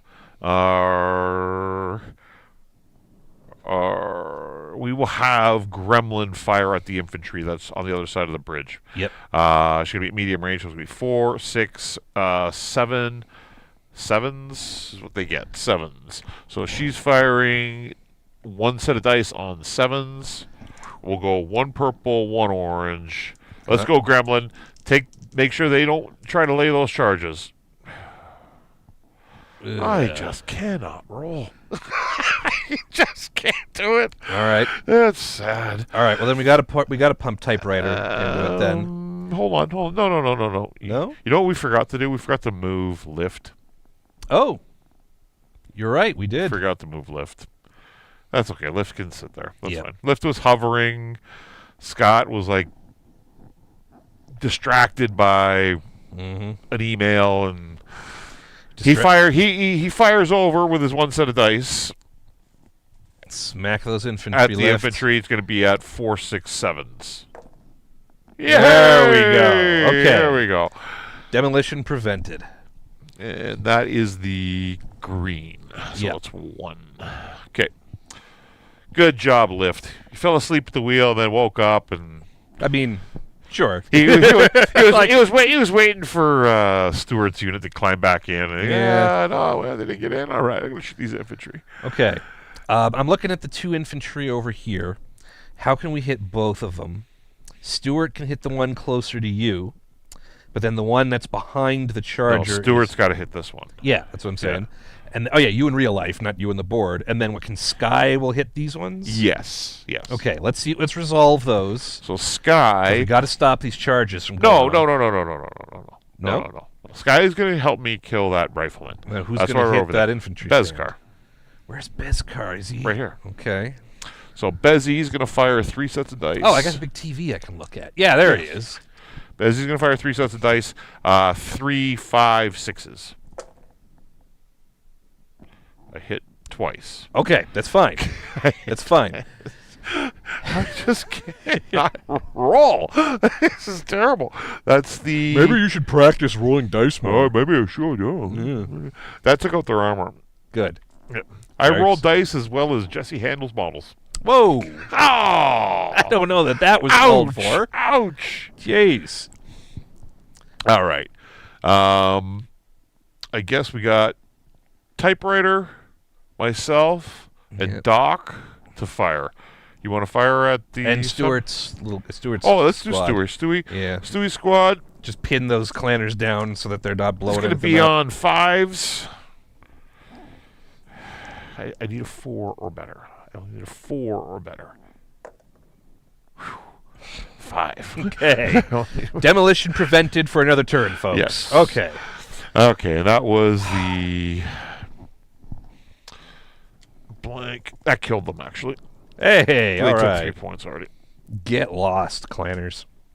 All right. Okay, typewriter on the summoner. 3, 4, 5, 6, 7. Yep. Throwing 4, looking for 7s. 1, 2 hits on the summoner. You got the summoner over there. I do. It's not amazing, but I'll take it. I'm about to disappoint everybody with these dice rolls here. We'll start with Doc. Doc firing in the back. We're going to go with the powder blue and the yellow. Those are my daughter's colors. She is on... It's 4 8s. 7s. 8s. 8s with 2 sets of dice. In the rear, 1 hit with a 9. All right, 1 hit There's on one. the rifleman. And then myself, with a physical attack with a melee weapon, I am size 4. I have a melee, gives me a 5. And I roll 1 set of dice to do 5 points of damage. If I was overheating, I would do 6, but I'm going to be hitting on 7s, 8s. Yeah. So I need a 7 or better. There we go. Okay. Finally. So that's 5 points of damage to the rifleman. 5 points of damage to the rifleman. Those are the kind of numbers we want. The rifleman has been shaved. Cool. And I think That is all the that network's is shooting. it. Yes. Okay, clans. Let's start with their foot platoons. Yeah, flip platoons. They're in base to base, so anti-mech. They're all on anti-mech with everything except for here. We'll go over here, attacked by an ally this turn, so this one here is going to get attacked because the Howler shot at it last. No. Oh, yeah, that was last No, turn. that was last turn. So it wants no armor, which is that one there. It has no armor, so it is attacking that one. So we'll do this, resolve this attack here first. These guys are 1 set of dice. They are base 3 or 4. These guys are probably base 3. Yes, skill 3. 3, Clans. so hitting on 4s. Of course, I hit 6. Sorry, Stewie. Rolls good for the enemy. That's roll critical. Boo. You can roll that. 6. It's crit. Oh, no, okay, there's no crits on these things. No. Okay. Yeah.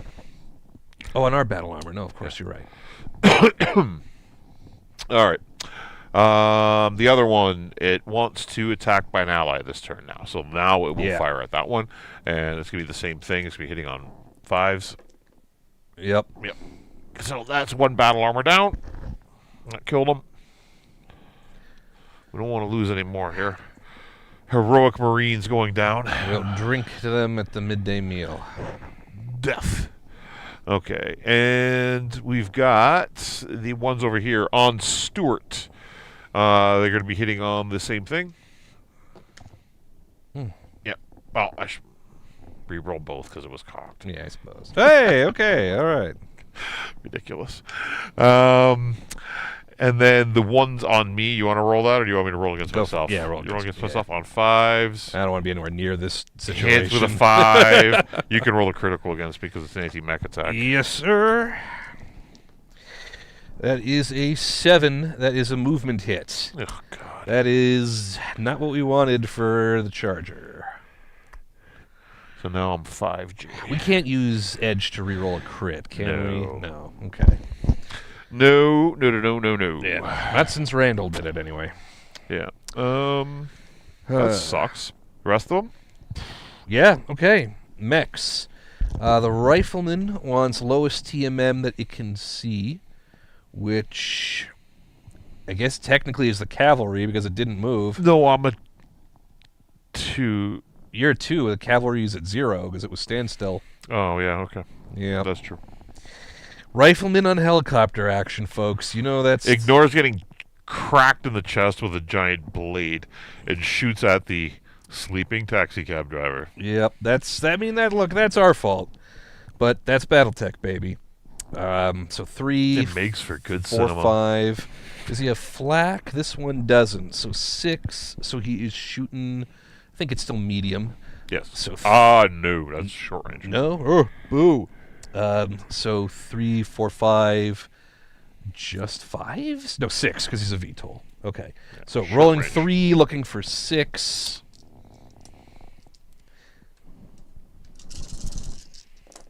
Oh, wait a second. Yeah, you could. I could. You're right. You're right. I could re-roll that crit. It's okay. I'll live with 5J. Why? Because I want to prove a point. All right. 3 hits on the cavalry. That's not good. No, it's not. Where is our cavalry? That took out its armor. So Edge does let you re-roll crits. Yes, that is correct. Okay. Right, we're just really... As soon as Ayla said that, I was like, yeah, absolutely right. Yeah, Aylis, when Season 2 of the Mech 7 premieres, first episode, you will see why we are hesitant about re-rolling crits. Just old age, and I'm tired. No, we've got it built in that it's a real bad idea. Okay, that's okay. Cavalry, is that critic? Is it take a crit from that, like just from the structure damage? No, it just took its armor out. Just took its armor out. Okay, Yep. that's all right. That was. It looked like it was going to be worse. I'm happy with that. Marauder 2C blue list, highest move that it can see. I don't think it can see the chopper. So yeah, that's going to be the locust. So 3, 4, 5 for the jump, 6, 7, 8, 9, 10. You do have to make a motive check against the VTOL. Evans and motive against the VTOL. No, nothing. What did you roll? 12s. I got a 3. Sorry. Yeah, so 12s on the locust. Rolling 5 dice, but looking for 12s. 1, 2, 3, 4, 5.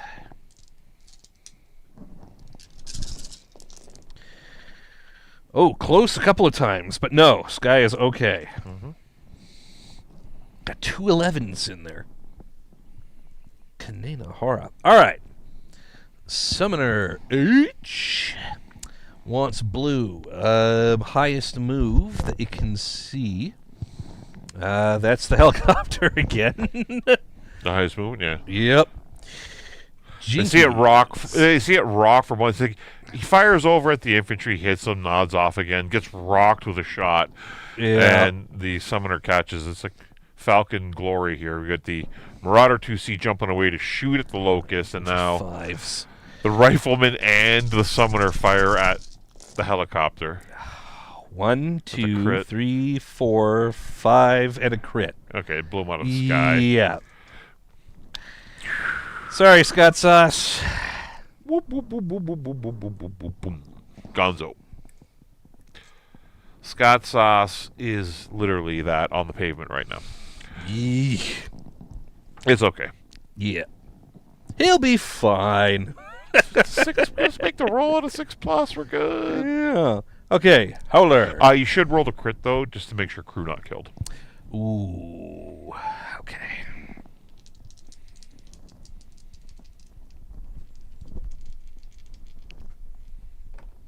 Oh, 11. 6, 7, 9. I know. It's a 9. I think we're okay, but we have to check it now. It's a weapon hit. If you had rolled 11, it was crew killed. Yeah. All right. All right. Okay. I like Scott. I don't want to, Okay. Jeez. Okay. Howler. Attacked by ally this turn. Can you see anyone who's attacked by it? No. So then yellow command list, lowest armor. I don't believe he can see. Oh, yeah. I think the only thing he can see anyway is the Flashman. Flashman. 3, 4, 5, 6, 7, 8s because of the cover. Throwing 2, looking for 8s. Let's see. Miss and miss. Miss and miss. Those SRMs weren't meant for M range work. And then the Locust 2C. It took the weapons hit this turn, right? So it hasn't cut into effect yet. So it is. So rear, no cover, blue command list. What is our overall objective here again? Defend the buildings. Okay. So we got to kill these foot platoons and then kill as many mechs as we can before the end of turn 10. Okay. Flashman throwing 5, looking for 3, 4, 5, looking for 7s. This one's gonna sting, Thomas. Nope. Missed a bunch here. Nope. Good heavens, I couldn't have done that when we were shooting at the helicopter. Phew. All right, now everything's fine. That is all. Sorry, guys. I thought I had you on the so you could see that bad die roll. Wow. Yeah, okay. No, we mentioned it out loud. No one's going to brag about faking that. Whew. Okay, that is all the shooting. So let's wrap that up. We will go to initiative. Before that, we are going to go check the command card and see if the Falcons change their posture. Which they may, because they killed a unit and didn't lose anything in response.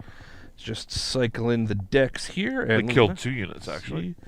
Oh, lost some infantry, too. That's right. Yep, so we're moving to card B, which is a more aggressive card. If you folks have been using the commanders enough, I think you can start to see the pattern. Grab those 2 chips and there. what those I do. think we got everybody. Yep. Okay.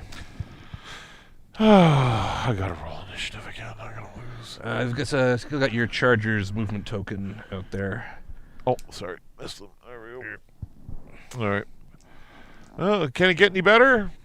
There, 9. 11, actually, because I lost initiative last turn. Right. 9. So that is perfect. Okay. So, aces lose initiative. They got to move first. Refresh my memory. What are the numbers on the... Sorry? I'm counting their units. You got 5, and then 6, including the infantry, because they only move it on one deck. They all move at the same time. Gotcha. Okay, and what's the number for them to move? They are on... Sorry, shuffle card. They are on 436. Here, you want their deck. You can take their deck. I'll just keep control of their... Sure, yeah. And 2 of them are unit dead. cards. Sorry. Actually, 2 of them are dead. Red, and this one's dead. My bad. And blank. Where's the blank? That's this... no, it's blue. Where's blank? Yeah, this one's green. Green. Blank. Where's red? Over here. That's red? There we go. Okay. Those 2 are dead. All right. Good. It's still going well. We prevented the destruction of all of the plants buildings so far. We just got to start pushing. Okay, well, next move before they do, that hyper-aggressive summoner. Golly gee, folks. Okay, if anything... He's all excited after he shot a helicopter out of the sky. Yeah, he's all proud He's of going to climb on himself. the buildings or beating his chest. That 2 is probably his. Erg. He's not jump strong, is he? No. Okay, God. Cautious. Nearest target. That's typewriter. Jump. Line of sight to... Wait, cautious. And he wants line of sight to the most enemies. These guys are Jade Falcon as hell. He wants the line of sight to the most enemies? Yeah, He's uncautious. going to jump on the building. 18 from target, and then get some cover. Jumping back on that hill. 1, 2, 3... Yeah, something like that. 4, 5. If he's back there far enough, 6. I mean, he also wants cover, but not nearly as much as he wants all that line of sight. If he goes behind the hill, directly behind the hill, there, Yeah. then he can see 1, 2, 3, 4, And 5, still have partial. 6 with partial cover, right? Yep, There that's it the is. move. So you have a total of 6 units. We have 2, 3, 4, 5, 6, 7, 8, 9. So we got to move 2, 2, 2, and then 1s. Okay, the network.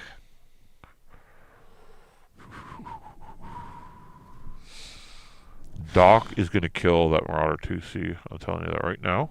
Guy walk back to fire at her. I am going to get behind it, and she is going to kill it. That is, I promise you, are going to see a Locust 7. 7v2, I A think. Locust 7v2 is going to take down a Marauder 2C in this fight. You watch. Okay. Folks at home want to speculate. Maybe a little bit of super chat to push the edge happen in that direction would not go unappreciated. We are going to... Stewie, do your job. Kill some dudes. That's right. Get in there, buddy. Kill dudes. And that's 1, and we got to move 2. Yeah, you might as well move the other infantry stack, right? Or no, there's Yeah. nothing there right now. Yeah, but we can still move them. Yeah, bring them out. Yeah, it's 6 to get around. Actually, they climb back up onto onto Beskar. onto Bezzy. Yeah. Oh no, wait a second. Bezzy's still got guys on him. He never deployed his. never- and no one shot at him either. That's yeah. right. Okay. Then yeah, they just come out where they can shoot. Yeah, they're gonna come out here. Sorry, my bad. He's still running around with a blade of armor. Mm-hmm. Because that's 1, 2, 3, and 4. Yeah, because our other one died. That's right. Where is Beskar tonight anyway? He was here earlier Yeah. All right. and then disappeared. It's Friday night. Maybe he actually has a date. I hope so. I hope for good things. Nah, I don't. Can you pick someone up by being like, hey, so I've got a namesake and a YouTube show. Does that work? They named the blue model after me. kind of a big deal. Yeah. Best of luck to you, Beskar. I hope that's what's happening. Okay, that was 2. Back to Aces. So now it's all the infantry. And activated enemies within 12 and 18. Yes. Yeah. And yes. Both conditions are true. Yeah, but so basically 12. they want to stick to their buildings and get some. Yeah. Like so. Yeah, Destinus is probably not. I don't know if that's true, but we hope for the best. We all hope for the best for Beskar, folks. I do. Yeah. I know. I have faith in Beskar. Yeah. Okay, so the clan foot points basically 1, 2, done. shuffle and shimmy. And then more network units. We have to move to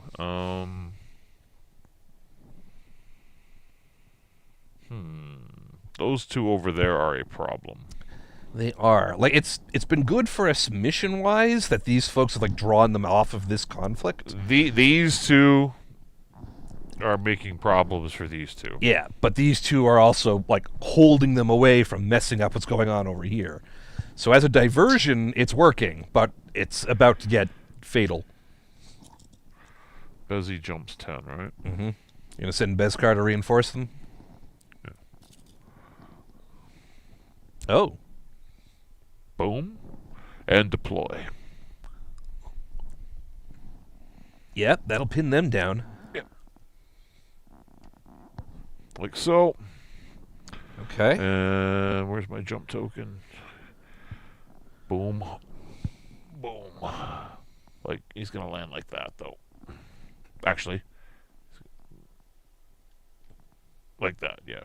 He doesn't want to turn more because then he's in the rear. Yep. That's Beskar. And they go base to base.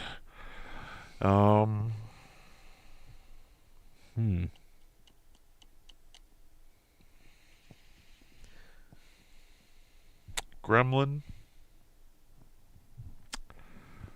Yeah, can we move Gremlin in somewhere where she isn't going to draw fire, but where she's still got a bead on either of these She infantry moves stacks? 12J.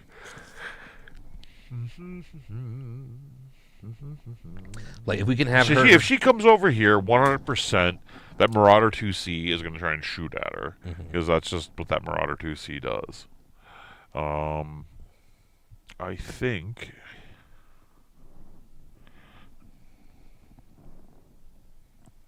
she should come around the building, like so. Gets partial cover. Yeah. And can fire at that infantry. There's no point bringing her out anywhere else. She only does... Yeah, she'll just get devastated. She's here to kill those foot platoons. Yeah. That's why we brought her. Yep.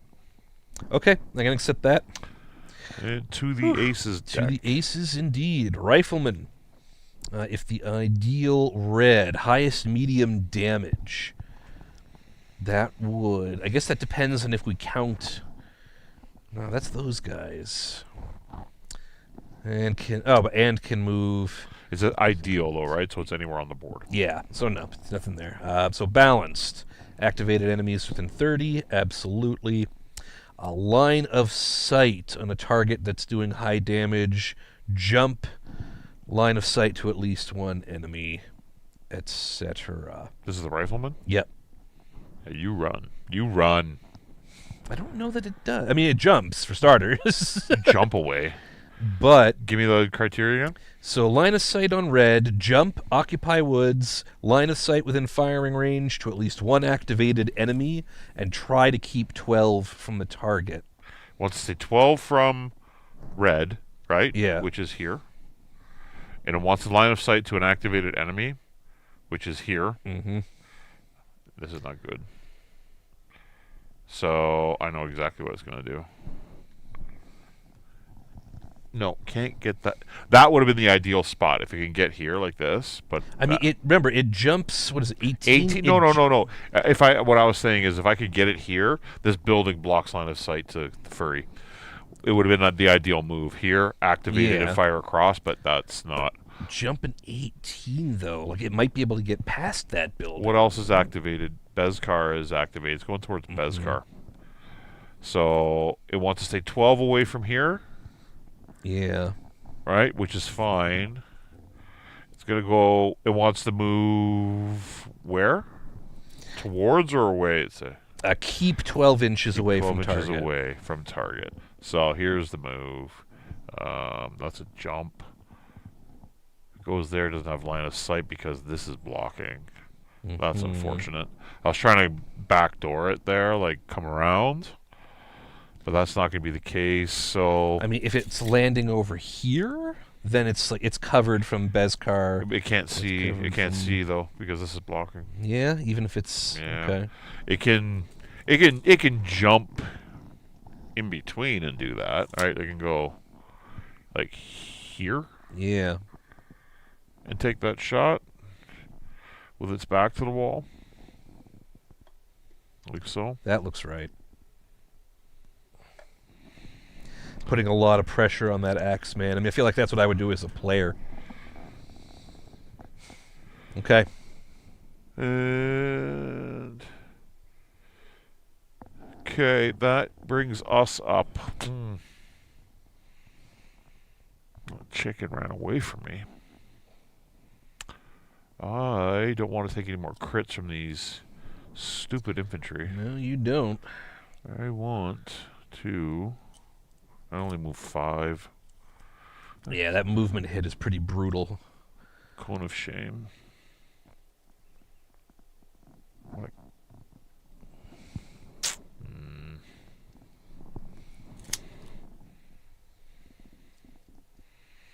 I'm going to finish off that rifleman. That gives me a TMM of 5 is 1, right? Yeah, it's a 1 now. Yeah. No, one might be a 0. Is it 0? That's fine. 5 inches is what I'm moving. So, I don't. What do we have left to move over there? We have. We got typewriter. On the Aces side, we got 3: the Marauder, the Locust, 1, and 2, the Howler. 3. I just moved 1. That leaves us with 1, 2, 3, 4. We want initiative, so yeah, that's fine. Yeah, 1 for 1 now. Yeah. Okay. Aces, Marauder 2C. If the ideal red is active and the unit can move behind it, no. Is the ideal red activated? No. Cautious behavior, ground move, cover versus the most enemies, and line of sight to the most enemies. Interesting choice. I think that's just peeking around the edge, like using this for cover. Is there, then it can see 1, 2, It wants 3, line of sight 4. and cover.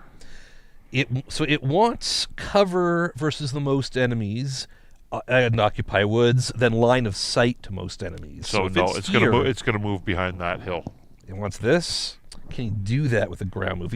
He wants to ground. Oh, jump if needed. Yeah. Jump if Yeah, needed. he jumps. It runs some- 8, right? It runs 8, but yeah, he can get right back here, right? And then it's got partial cover from everybody. But if he can, yeah, okay. right, and All right. then the locust is not a threat to get behind it as well. Well, after Doc declared, "I'm coming to get you," you run away. And now he's got line of sight here, here, here, Yep. here, here. Hey, Blue Comet, thanks. Yeah, the board is pretty rad. Thank you very much. Appreciate it. Okay. All right. So, what are we doing here? Stupid river.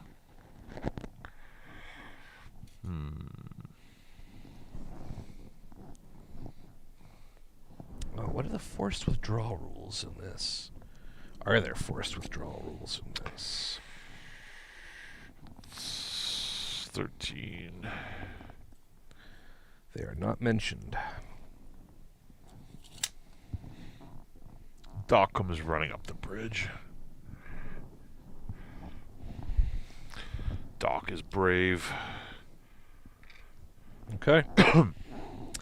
Then the Howler. Now, There's no mention of forced withdrawal, so I think these guys are staying to fight. Because the Locust is pretty messed up. Howler's still got armor, though. If the ideal resident, no. Are there any activated enemies within 24? From here to here, yes. So he wants to see an activated red. He wants to see an activated high damage unit. Stupid river. Yeah. 20. So, with a move of 14, can he get around to Beskar and those infantry? Get here. Yeah, and even be peeking around the side.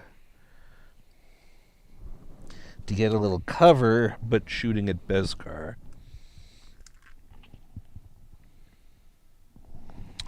Yep, all right. Okay. That's fine. That is okay. Evelyn is going to go. She moves 12. If she sprints... No, she moves 8. If she sprints, she moves 12. She goes to the water, she gets 10. Excuse me, guys, sorry. Like so. Okay. And that is a sprint because I'm trying to get her away from not the Locust. that or Rifleman or Locust, right? Yeah. All right. The Locust is looking for the highest TMM right now, which is only, I think, only some of the 2s, right? Oh no, it's looking for Locust. It's looking for its opposite. Can it move behind it? With 16, not quite, especially because the river is in its way. Yes. But she is active, so he's going. Locust 2C is going standard Locust hunting. Wants to be in least enemy arcs, which might be. So if it's up here, then Flashman can't hit it. Flashman hasn't moved yet, though. Oh, it hasn't moved yet. Okay. So we'll take that into account when we make this move, right? Yeah. If it comes over here, that would be a smart move, but you think Furry's going to let Doc take it? No. No, but it wants the Locust, and it can't. And you haven't moved yet either. It can't do it any other way. Read me its card again. So, if the ideal blue is active... Blue is what? Blue is highest TMM. Highest, there's 2 4s. What's the other 4? I think the other 4 you're thinking of the helicopter, which is gone. Yes. Which is now... Yeah, Wreckage has a 0 TMM in BattleTech. So it's the Locust. So line of sight, unactivated Locust. Ground move, least enemy arcs, no unactivated enemies within 12, close to target. Not all of that is possible because of the way we have deployed our force. So first and foremost, it wants to prioritize its first thing. It wants line of sight, and it moves what, 22? 16. This is the heavier combat model. So coming back around this way doesn't work. No.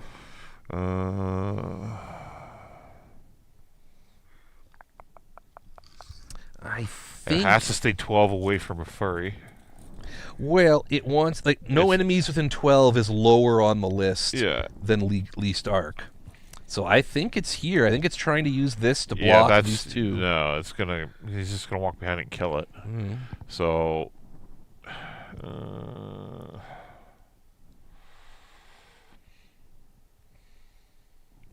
I guess the question is, does it care? There.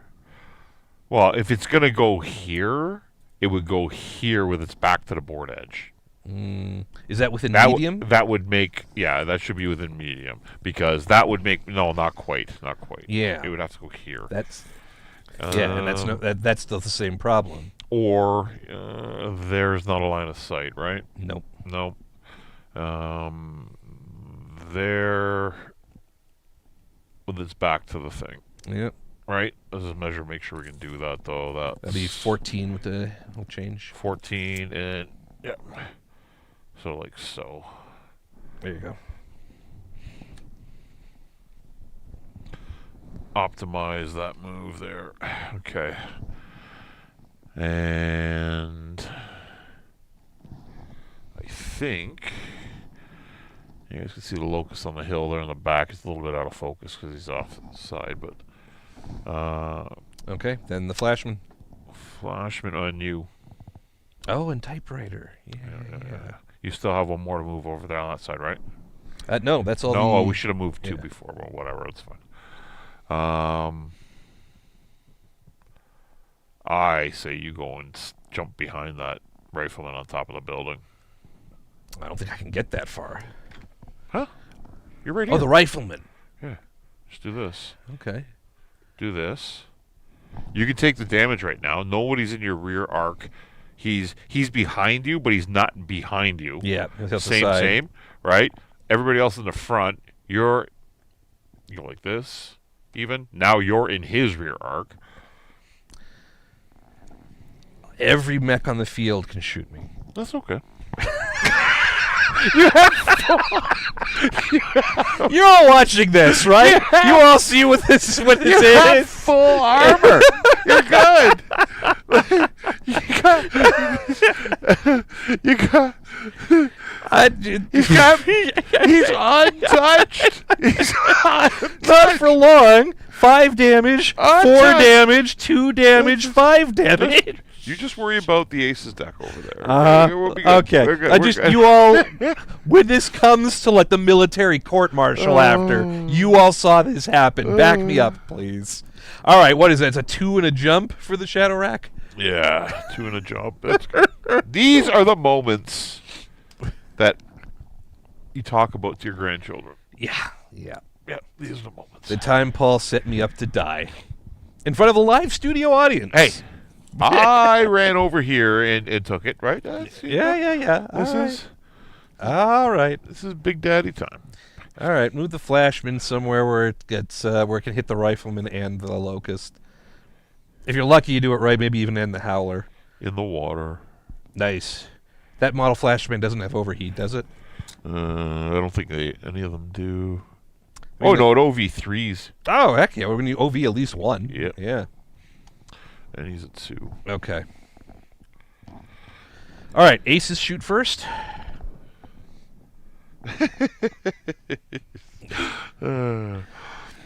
Okay, aces, good? Yeah, aces shoot first. Yes. Start with the infantry platoons. do that. They want to shoot the fastest things they can see. So I'm actually slower than the infantry by 1. Yes. Great hit. Movement hit. Yes. All right. Attack stew. It's even better. So, yeah, they're attacking infantry. You've got the cards, though. I don't know how much they... Yeah. Yeah, they do 1 point of damage. All right, start rolling. Or do you want me to do it? Oh, wait a second. Which one? Blue doesn't do any damage anymore. It took a weapon hit. Is that blue? It says, yeah, that's blue. Yeah. You see how it's got blue on the back? Yeah. Well, yeah, but black wasn't facing. There we go. It can't do any damage. But it can set charges. So he does nothing but has to be shot. And the other one, green, which is over here, it can attack the other infantry. The other infantry is the lower movement. Well, they want fastest thing they can see. They want the locust. Yeah. Yep, far away. 7s. 7s? Yep. Missed. Hoo-yah. Nobody bought edge for the bad guys this week. Yeah. Nice to have some of the people. I guess that's sort of like you being on our side. I'm not sure, but we appreciate it anyway. Okay, that's all. You can give me edge when I'm rolling against the Shadowhawk. Yeah. Roll for the big Jesse turkey shoot. Okay. In terms of the aces mechs, the first one that wants to fire is the summoner. Wants the red command list and wants the most medium damage. That'll be you, 4. That's probably me, because I don't think it can see the flashman. Nope. So, yep, it's shooting at me. Paul. Okay, it is throwing 5 dice at me. 3 for 5 because of the jump. 6, 7, 8. Yep. 9 10s for medium. You're good, man. 5 dice. 10. You should have me roll, because I've been rolling awful. You want to roll for them? Yeah, I'll roll for them. Yeah. Roll to shoot me. 5 sets of dice? This Yep. is going to be my best die roll of the night. 5 sets of dice, 2, looking for 10s. 3, Watch, he rolls 5 crits. 4, 5. Okay. I'm using the candy corn colors of dice. Uh-huh. What were we hitting on? We are hitting on 10s. It's 1 hit. 1 hit. Okay, So I got 1 hit. 11. Well, yeah, you've got my, my I have card. a 9 there. Oh, yeah, sorry, my bad. So only 1 point. That's okay. Okay. Okay, we're okay. It's going to pay off. All right. Next up is the Marauder 2C. It wants rear if it can. It can't. Yeah, rear, here. You're behind it. That's all it needs to. He's behind you. Yeah, oh, yeah. It All just right. needs a condition of being behind you, that's all. You were right. It's not going to get the extra dice, but... Yep. Okay, then, yeah, it is the same shot. A little lower. 3, 4, 5, 6, 7, 8. 5 dice looking for 8s. 8s. That's a little worse. That's a... Oh, hold on, guys. Sorry. You can see the die roll, the orange dice, the white dice. So 2 points. Okay. 2 points. That's not too bad. 1, 2. Okay, next. You're good. You're good. Yeah. It's great. Everything's wonderful. Rifleman can't hit me. No. But If it was classic, it could, because it would flip its arms. yeah, it would flip its arms, but we're not classic. Most medium damage it can see. That's got to be the Flashman. Yes. Yep.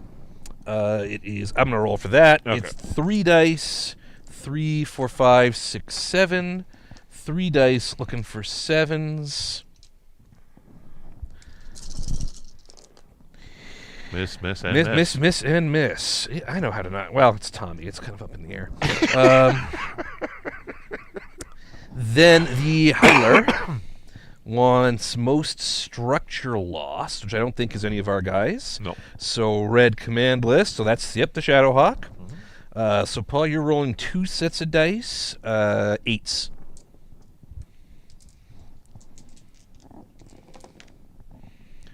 I have to reroll. Yeah, 1 hit and a cocked dice. No, I just pulled a Jesse. Oh, God. You don't get to do that while you're shooting at me. All right, another point of damage to the Shadow Rack. So Shadow Rack currently has 2 armor left. You're okay. You're good. Okay. There's no one left to shoot. And then the Locust 2C. This is called a maximizing our armor pips turn by turn. Yep. Locust 2C wants the Locust. It's shooting at Sky. 4 dice. 3, 4, 5, 6, 7, 8, 9s. 4 dice at 9s.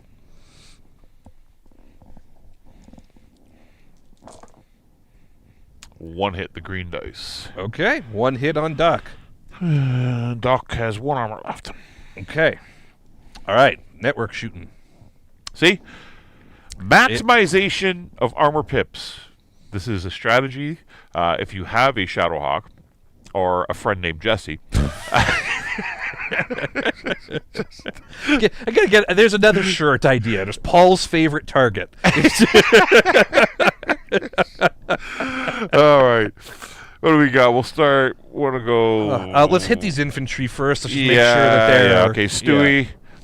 Infantry on infantry. Let's keep these demolitions from happening. Stewie got him with an 8. Nice. Because they're hitting on 5s. Right, so that is the not green one. That's blue, and that kills him. Nice. So that's one that couldn't do any damage. Gonzo. I can remove that from the board. We got Stewie's sidekicks. Hitting on 5s. Hey. And a crit. Okay. So it's 2 points. And they think so they can't do any more damage. They have 1 internal left. But they're still up, huh? Yep.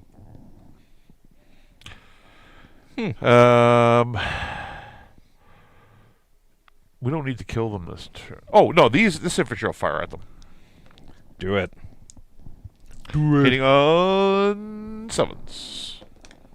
All right. Look, you've been sucked. pretty good so far. That sucked. Yeah. Okay. We go to. There you go. How much damage does that rifleman have left? Rifleman has 3 structure left. That's it? Yep. That's the one you put your charger sword through him. Yeah, that's right. Took a lot of armor off. She's at short range. Let my charger does 3 points of damage. Let my charger waste its shot on it because she could fire there technically. You could fire there technically, or here, and same thing, right? Let me see if I can kill it with my charger. Okay. And that will maximize our dice here. I'm hitting we're Ooh, that's close. I don't know if we're at short range. I think we're at 7 inches. That's my guess. My guess is correct, right on 7 inches. Okay, so 4, 6, 9s. And I will overheat by 1. Because next turn I'm going to chop them down or whoever down. So 4 sets of dice on 9s. That's a pretty good roll. I rolled a bunch of 8s, so we got 10 hit, 8 hit, 8 hit. You're going to spend 2 edge. Spend 2 edge? That kills the rifleman. Yep. Nice. Take 45 points worth of jump strong off the board. Boom, boom. Gonzo. Done like a Dinette set. All right. All right, now we can start spreading fire everywhere else. Yes, sir. We can go. The Locust has one thing left. I think that's Avalon Glamours to finish. Yeah, okay, Avalon. You can roll for Avalon. Sure. Avalon has 3 3 sets of dice. She's going to be at 3, 5, 8s. 3 sets of dice on 8s. Yeah. Oh, yeah. There, boom. Done. Have they shot yet? Yeah, Yes. yes. Yes, boom. Gonzo. Now, the network is starting to roll. Yep. We're getting our dice rolls. Here we go. In BattleTech, this is what is called a combat loss grouping. Yes. So you remember that from Wolves on the Border by Robert N. Charette. Effective use of maximizing your damage pips. Well, okay, not exactly what I'm referring to, but I'm glad Paul's having fun with my life. You wanna shoot the baboon? Yeah, that's the only shot he's got, right? Fire away. So 3, 4, 5, 6, 7, 8, 9, 10. It's 4 dice. It's possible. It's possible. You can't overheat, so it's... Yes. Got. Oh wait, hold on. One I don't think is going to quite. Yeah, one doesn't kill him. Do you have a 9? No, you don't. No, I don't. It wasn't as good as it wasn't as good a shot as I thought. It is a hit. It shaves the baboon, but it's not dead. It's got how much left? It's got 2 structure. We might still be able to. Bezzy can see it. Yep. Bezzy can see it. Wait a sec. Flashman does more damage than Bezzy, so Bezzy's going to fire at the... You can roll for Bezzy. He's just 3 damage. Can the Flashman see anything You can else? see the Thor. You can see the Summoner? If the Flashman... Yes, he can. Yeah, we absolutely. definitely want the Flashman to hit the Summoner. So Beskar finish off the Howler? Howler, yeah. Okay. No, you got to roll for Beskar. He's your boy. Okay. He's your boy. We know that you two have this whole, will they or won't they thing. Yeah. He's 3 now, isn't he? Right? Yep. 3, 5 'cause he 5, jumped. 8s, 10s. No. Nothing you can even spend edge on. Nope. Okay. That's a shame. It is a shame. I really wanted that Howler to die. Yeah, I did too. But Okay. We can kill it with the Flashman if we have to. Yeah. Can anything else hit the Howler? No, I fired already. Sky's Locust, did it fire already? She fired already. Okay, then, yeah, kill it with the Flashman. One mech off the board is a lot more valuable than just poking at a summoner. 4, 5. Oh, wait a second. He fired already, did he not? He did not. Oh, yeah, I was saying I could OV. That's right, when we went to the water. Yep. OV by 1, burn that Howler down. Hey, he's not going to over. I was going to roll 4 dice on him. Oh, it's free overheat. It's in the water. Oh, yeah. Add an overheat. He's a green dice in there. It's going to be 4, 6... Tree pilot dice 9s. are not official Catalyst rules. We don't play with them. Not enough for partial cover, so 9s. How much damage do we have to do? You have to do 2. We got 1. Really? And nothing, yeah, I got 1 9 and Tommy, nothing else that's close enough. All right, we'll roll a crit. 9, no crit. Good heavens. Heavens to Betsy. Pilot dice. I'm not a fan of it. It affects the bell curve. I know people can argue statistics all they want. It still affects the bell curve. The whole game's based on It 2d6. absolutely does. The bell curve is there for a reason, but as it is, we're doing this affiliated with Catalyst Demo Team, associated with Catalyst Gaming Labs. We use the actual rules for the game. Yeah. I think that. Oh no, that was it. Bezzy fired. Yeah, we're done. Done like dinner. Okay, well, the Oh clan... no, she didn't fire. Oh, Gremlin. But she didn't need to, right? But she can't hit anything at long run. Yeah. Maybe a hope at a pot shot the Marauder. Nah, DC, fire right? starter, That would have yeah. been funny. No. That Okay, would have been good. clan foot patrols are done. I think that's it. Yeah. Yep.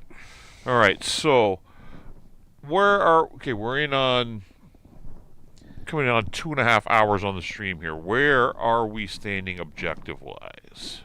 So, objective-wise, the primary objective was to destroy all 5 clan foot points and prevent their sabotage. We have succeeded on that. We have killed. Yeah. Secondary objective was gain SP for every mech you destroy.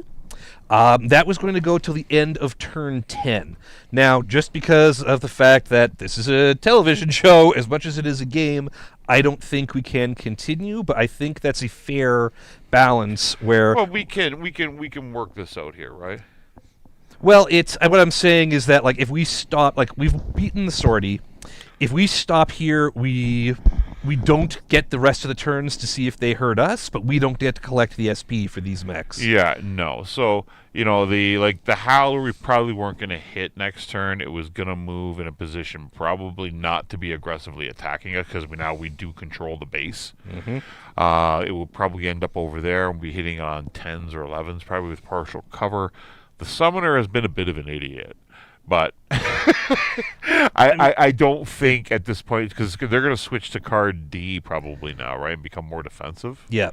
Right? So they're probably going to back up a little bit, and either we just hunker down in here and let them... Yeah, there's really no more points to score. Yeah, the Marauder 2C hasn't been taking any damage, and it just kind of chased light mechs. So we're going to accept that.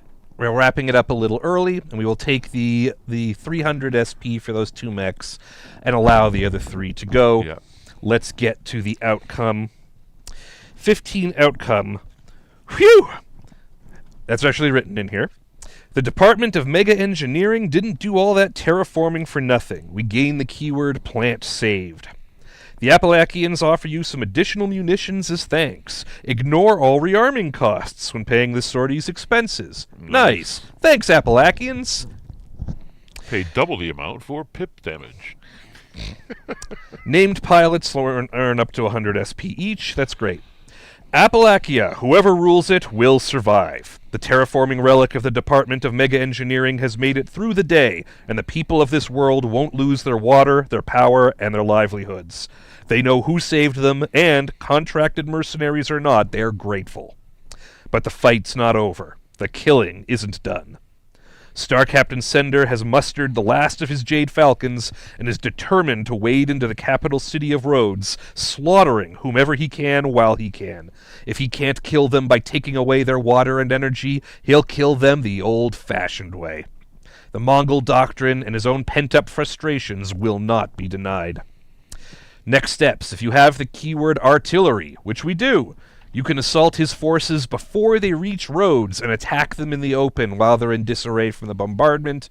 Continue to sortie 18. Otherwise, we would have to go directly to the city, but we got that artillery. So next week, we're going to cut the Falcons off before they hit the capital city. We're going to settle this once and for all. I feel like some Kentucky Fried Chicken now. Yeah, right? But with some green sauce. Yeah, like a pesto. yeah. Yeah, Some yeah, guac. yeah. All right, folks, that was the penultimate battle on Apolakkia, and then next week it's going to be for all the marbles to settle it with Star Captain Sender, so be sure to tune in for that. That was cool. I'm sorry the time ran out almost, because I was really enjoying getting to the meat and potatoes of it. That was a really cool scenario, though. Real touchy with the infantry and the buildings. We pulled it off. A lot of that is thanks to some early successes, and a lot of that is thanks to the edge points you supplied us by supporting the show and supporting the channel. Exactly. So the Apolakkians also thank you in the audience. It went really well. We do. Again, thank you for tuning in tonight. Again, make sure you comment. If you haven't, like and subscribe to the channel. We appreciate everything you guys do for us, and we like giving back to you guys. quick reminder that if you are here in the Toronto area, Jesse and the Toronto crew are on Wednesday nights at Harry T's for Weekly Wednesday Armored Combat. Monday nights, Joe and Henny are up at Sir Games-A-Lot and Barrie for Mercenary Mondays up in the Lakewood periphery, as they call it. We got Scott Albert has been running some games at Hobbiesville. I believe he's got one this Sunday. They are now at the Sword and Board. Oh, Sword and Board. I don't think it's this Sunday. They just wrapped one. Sword and Board is, I want to say, Dufferin and Bloor. Okay.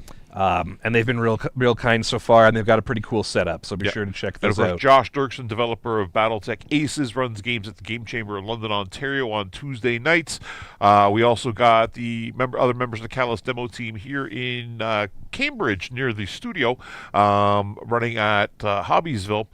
Wednesday nights, they're running Classic and Alpha Strike there with John Pitchford and the crew.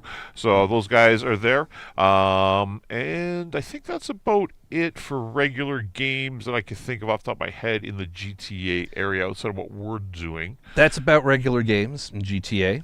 So remember, we will be at Toronto Comic Con March 15th, 16th, and 17th. And then the following week, we are in Milwaukee, Wisconsin for Adepticon and the premiere of Aces Legacy. So still waiting to get that up on the site. There'll be an announcement about something coming soon on that. Just waiting on a few things back, but coming soon. And hopefully you guys really enjoy it. And once you know it's up, we'll let you guys know and then get it sold out real quick. Mm-hmm. Non-gaming news. Another episode of the Second Circuit coming up on Monday, as it is every Monday. In this episode, we are speaking to our special guest. We are talking BattleTech with Tex of Tex Talks BattleTech from the Black Pants Legion. We were chatting with him about his Black Knight video, and we said, hey, you know what? You want to come on the show? And he said yes. Unsurprisingly, explicit language warning for that one, folks. So just a heads up, if you like to listen to the Second Circuit in the car with the kids, you just skip that one. But otherwise, feel free to tune in. Been getting a lot of questions about the Magnificent Seven Season 2 lately. Spent basically gave up my last weekend working on it, sunrise to sunset. There's still a little bit left to do, but it is much closer than it was. We picked up post-production again just recently, and we are close. I'm not going to make the Doug Ford Eglinton LRT mistake and give you a date and then have to delay it. But I will say that we're close. Thank you for your continued interest. We are working on it. I think that covers just about everything. Yeah.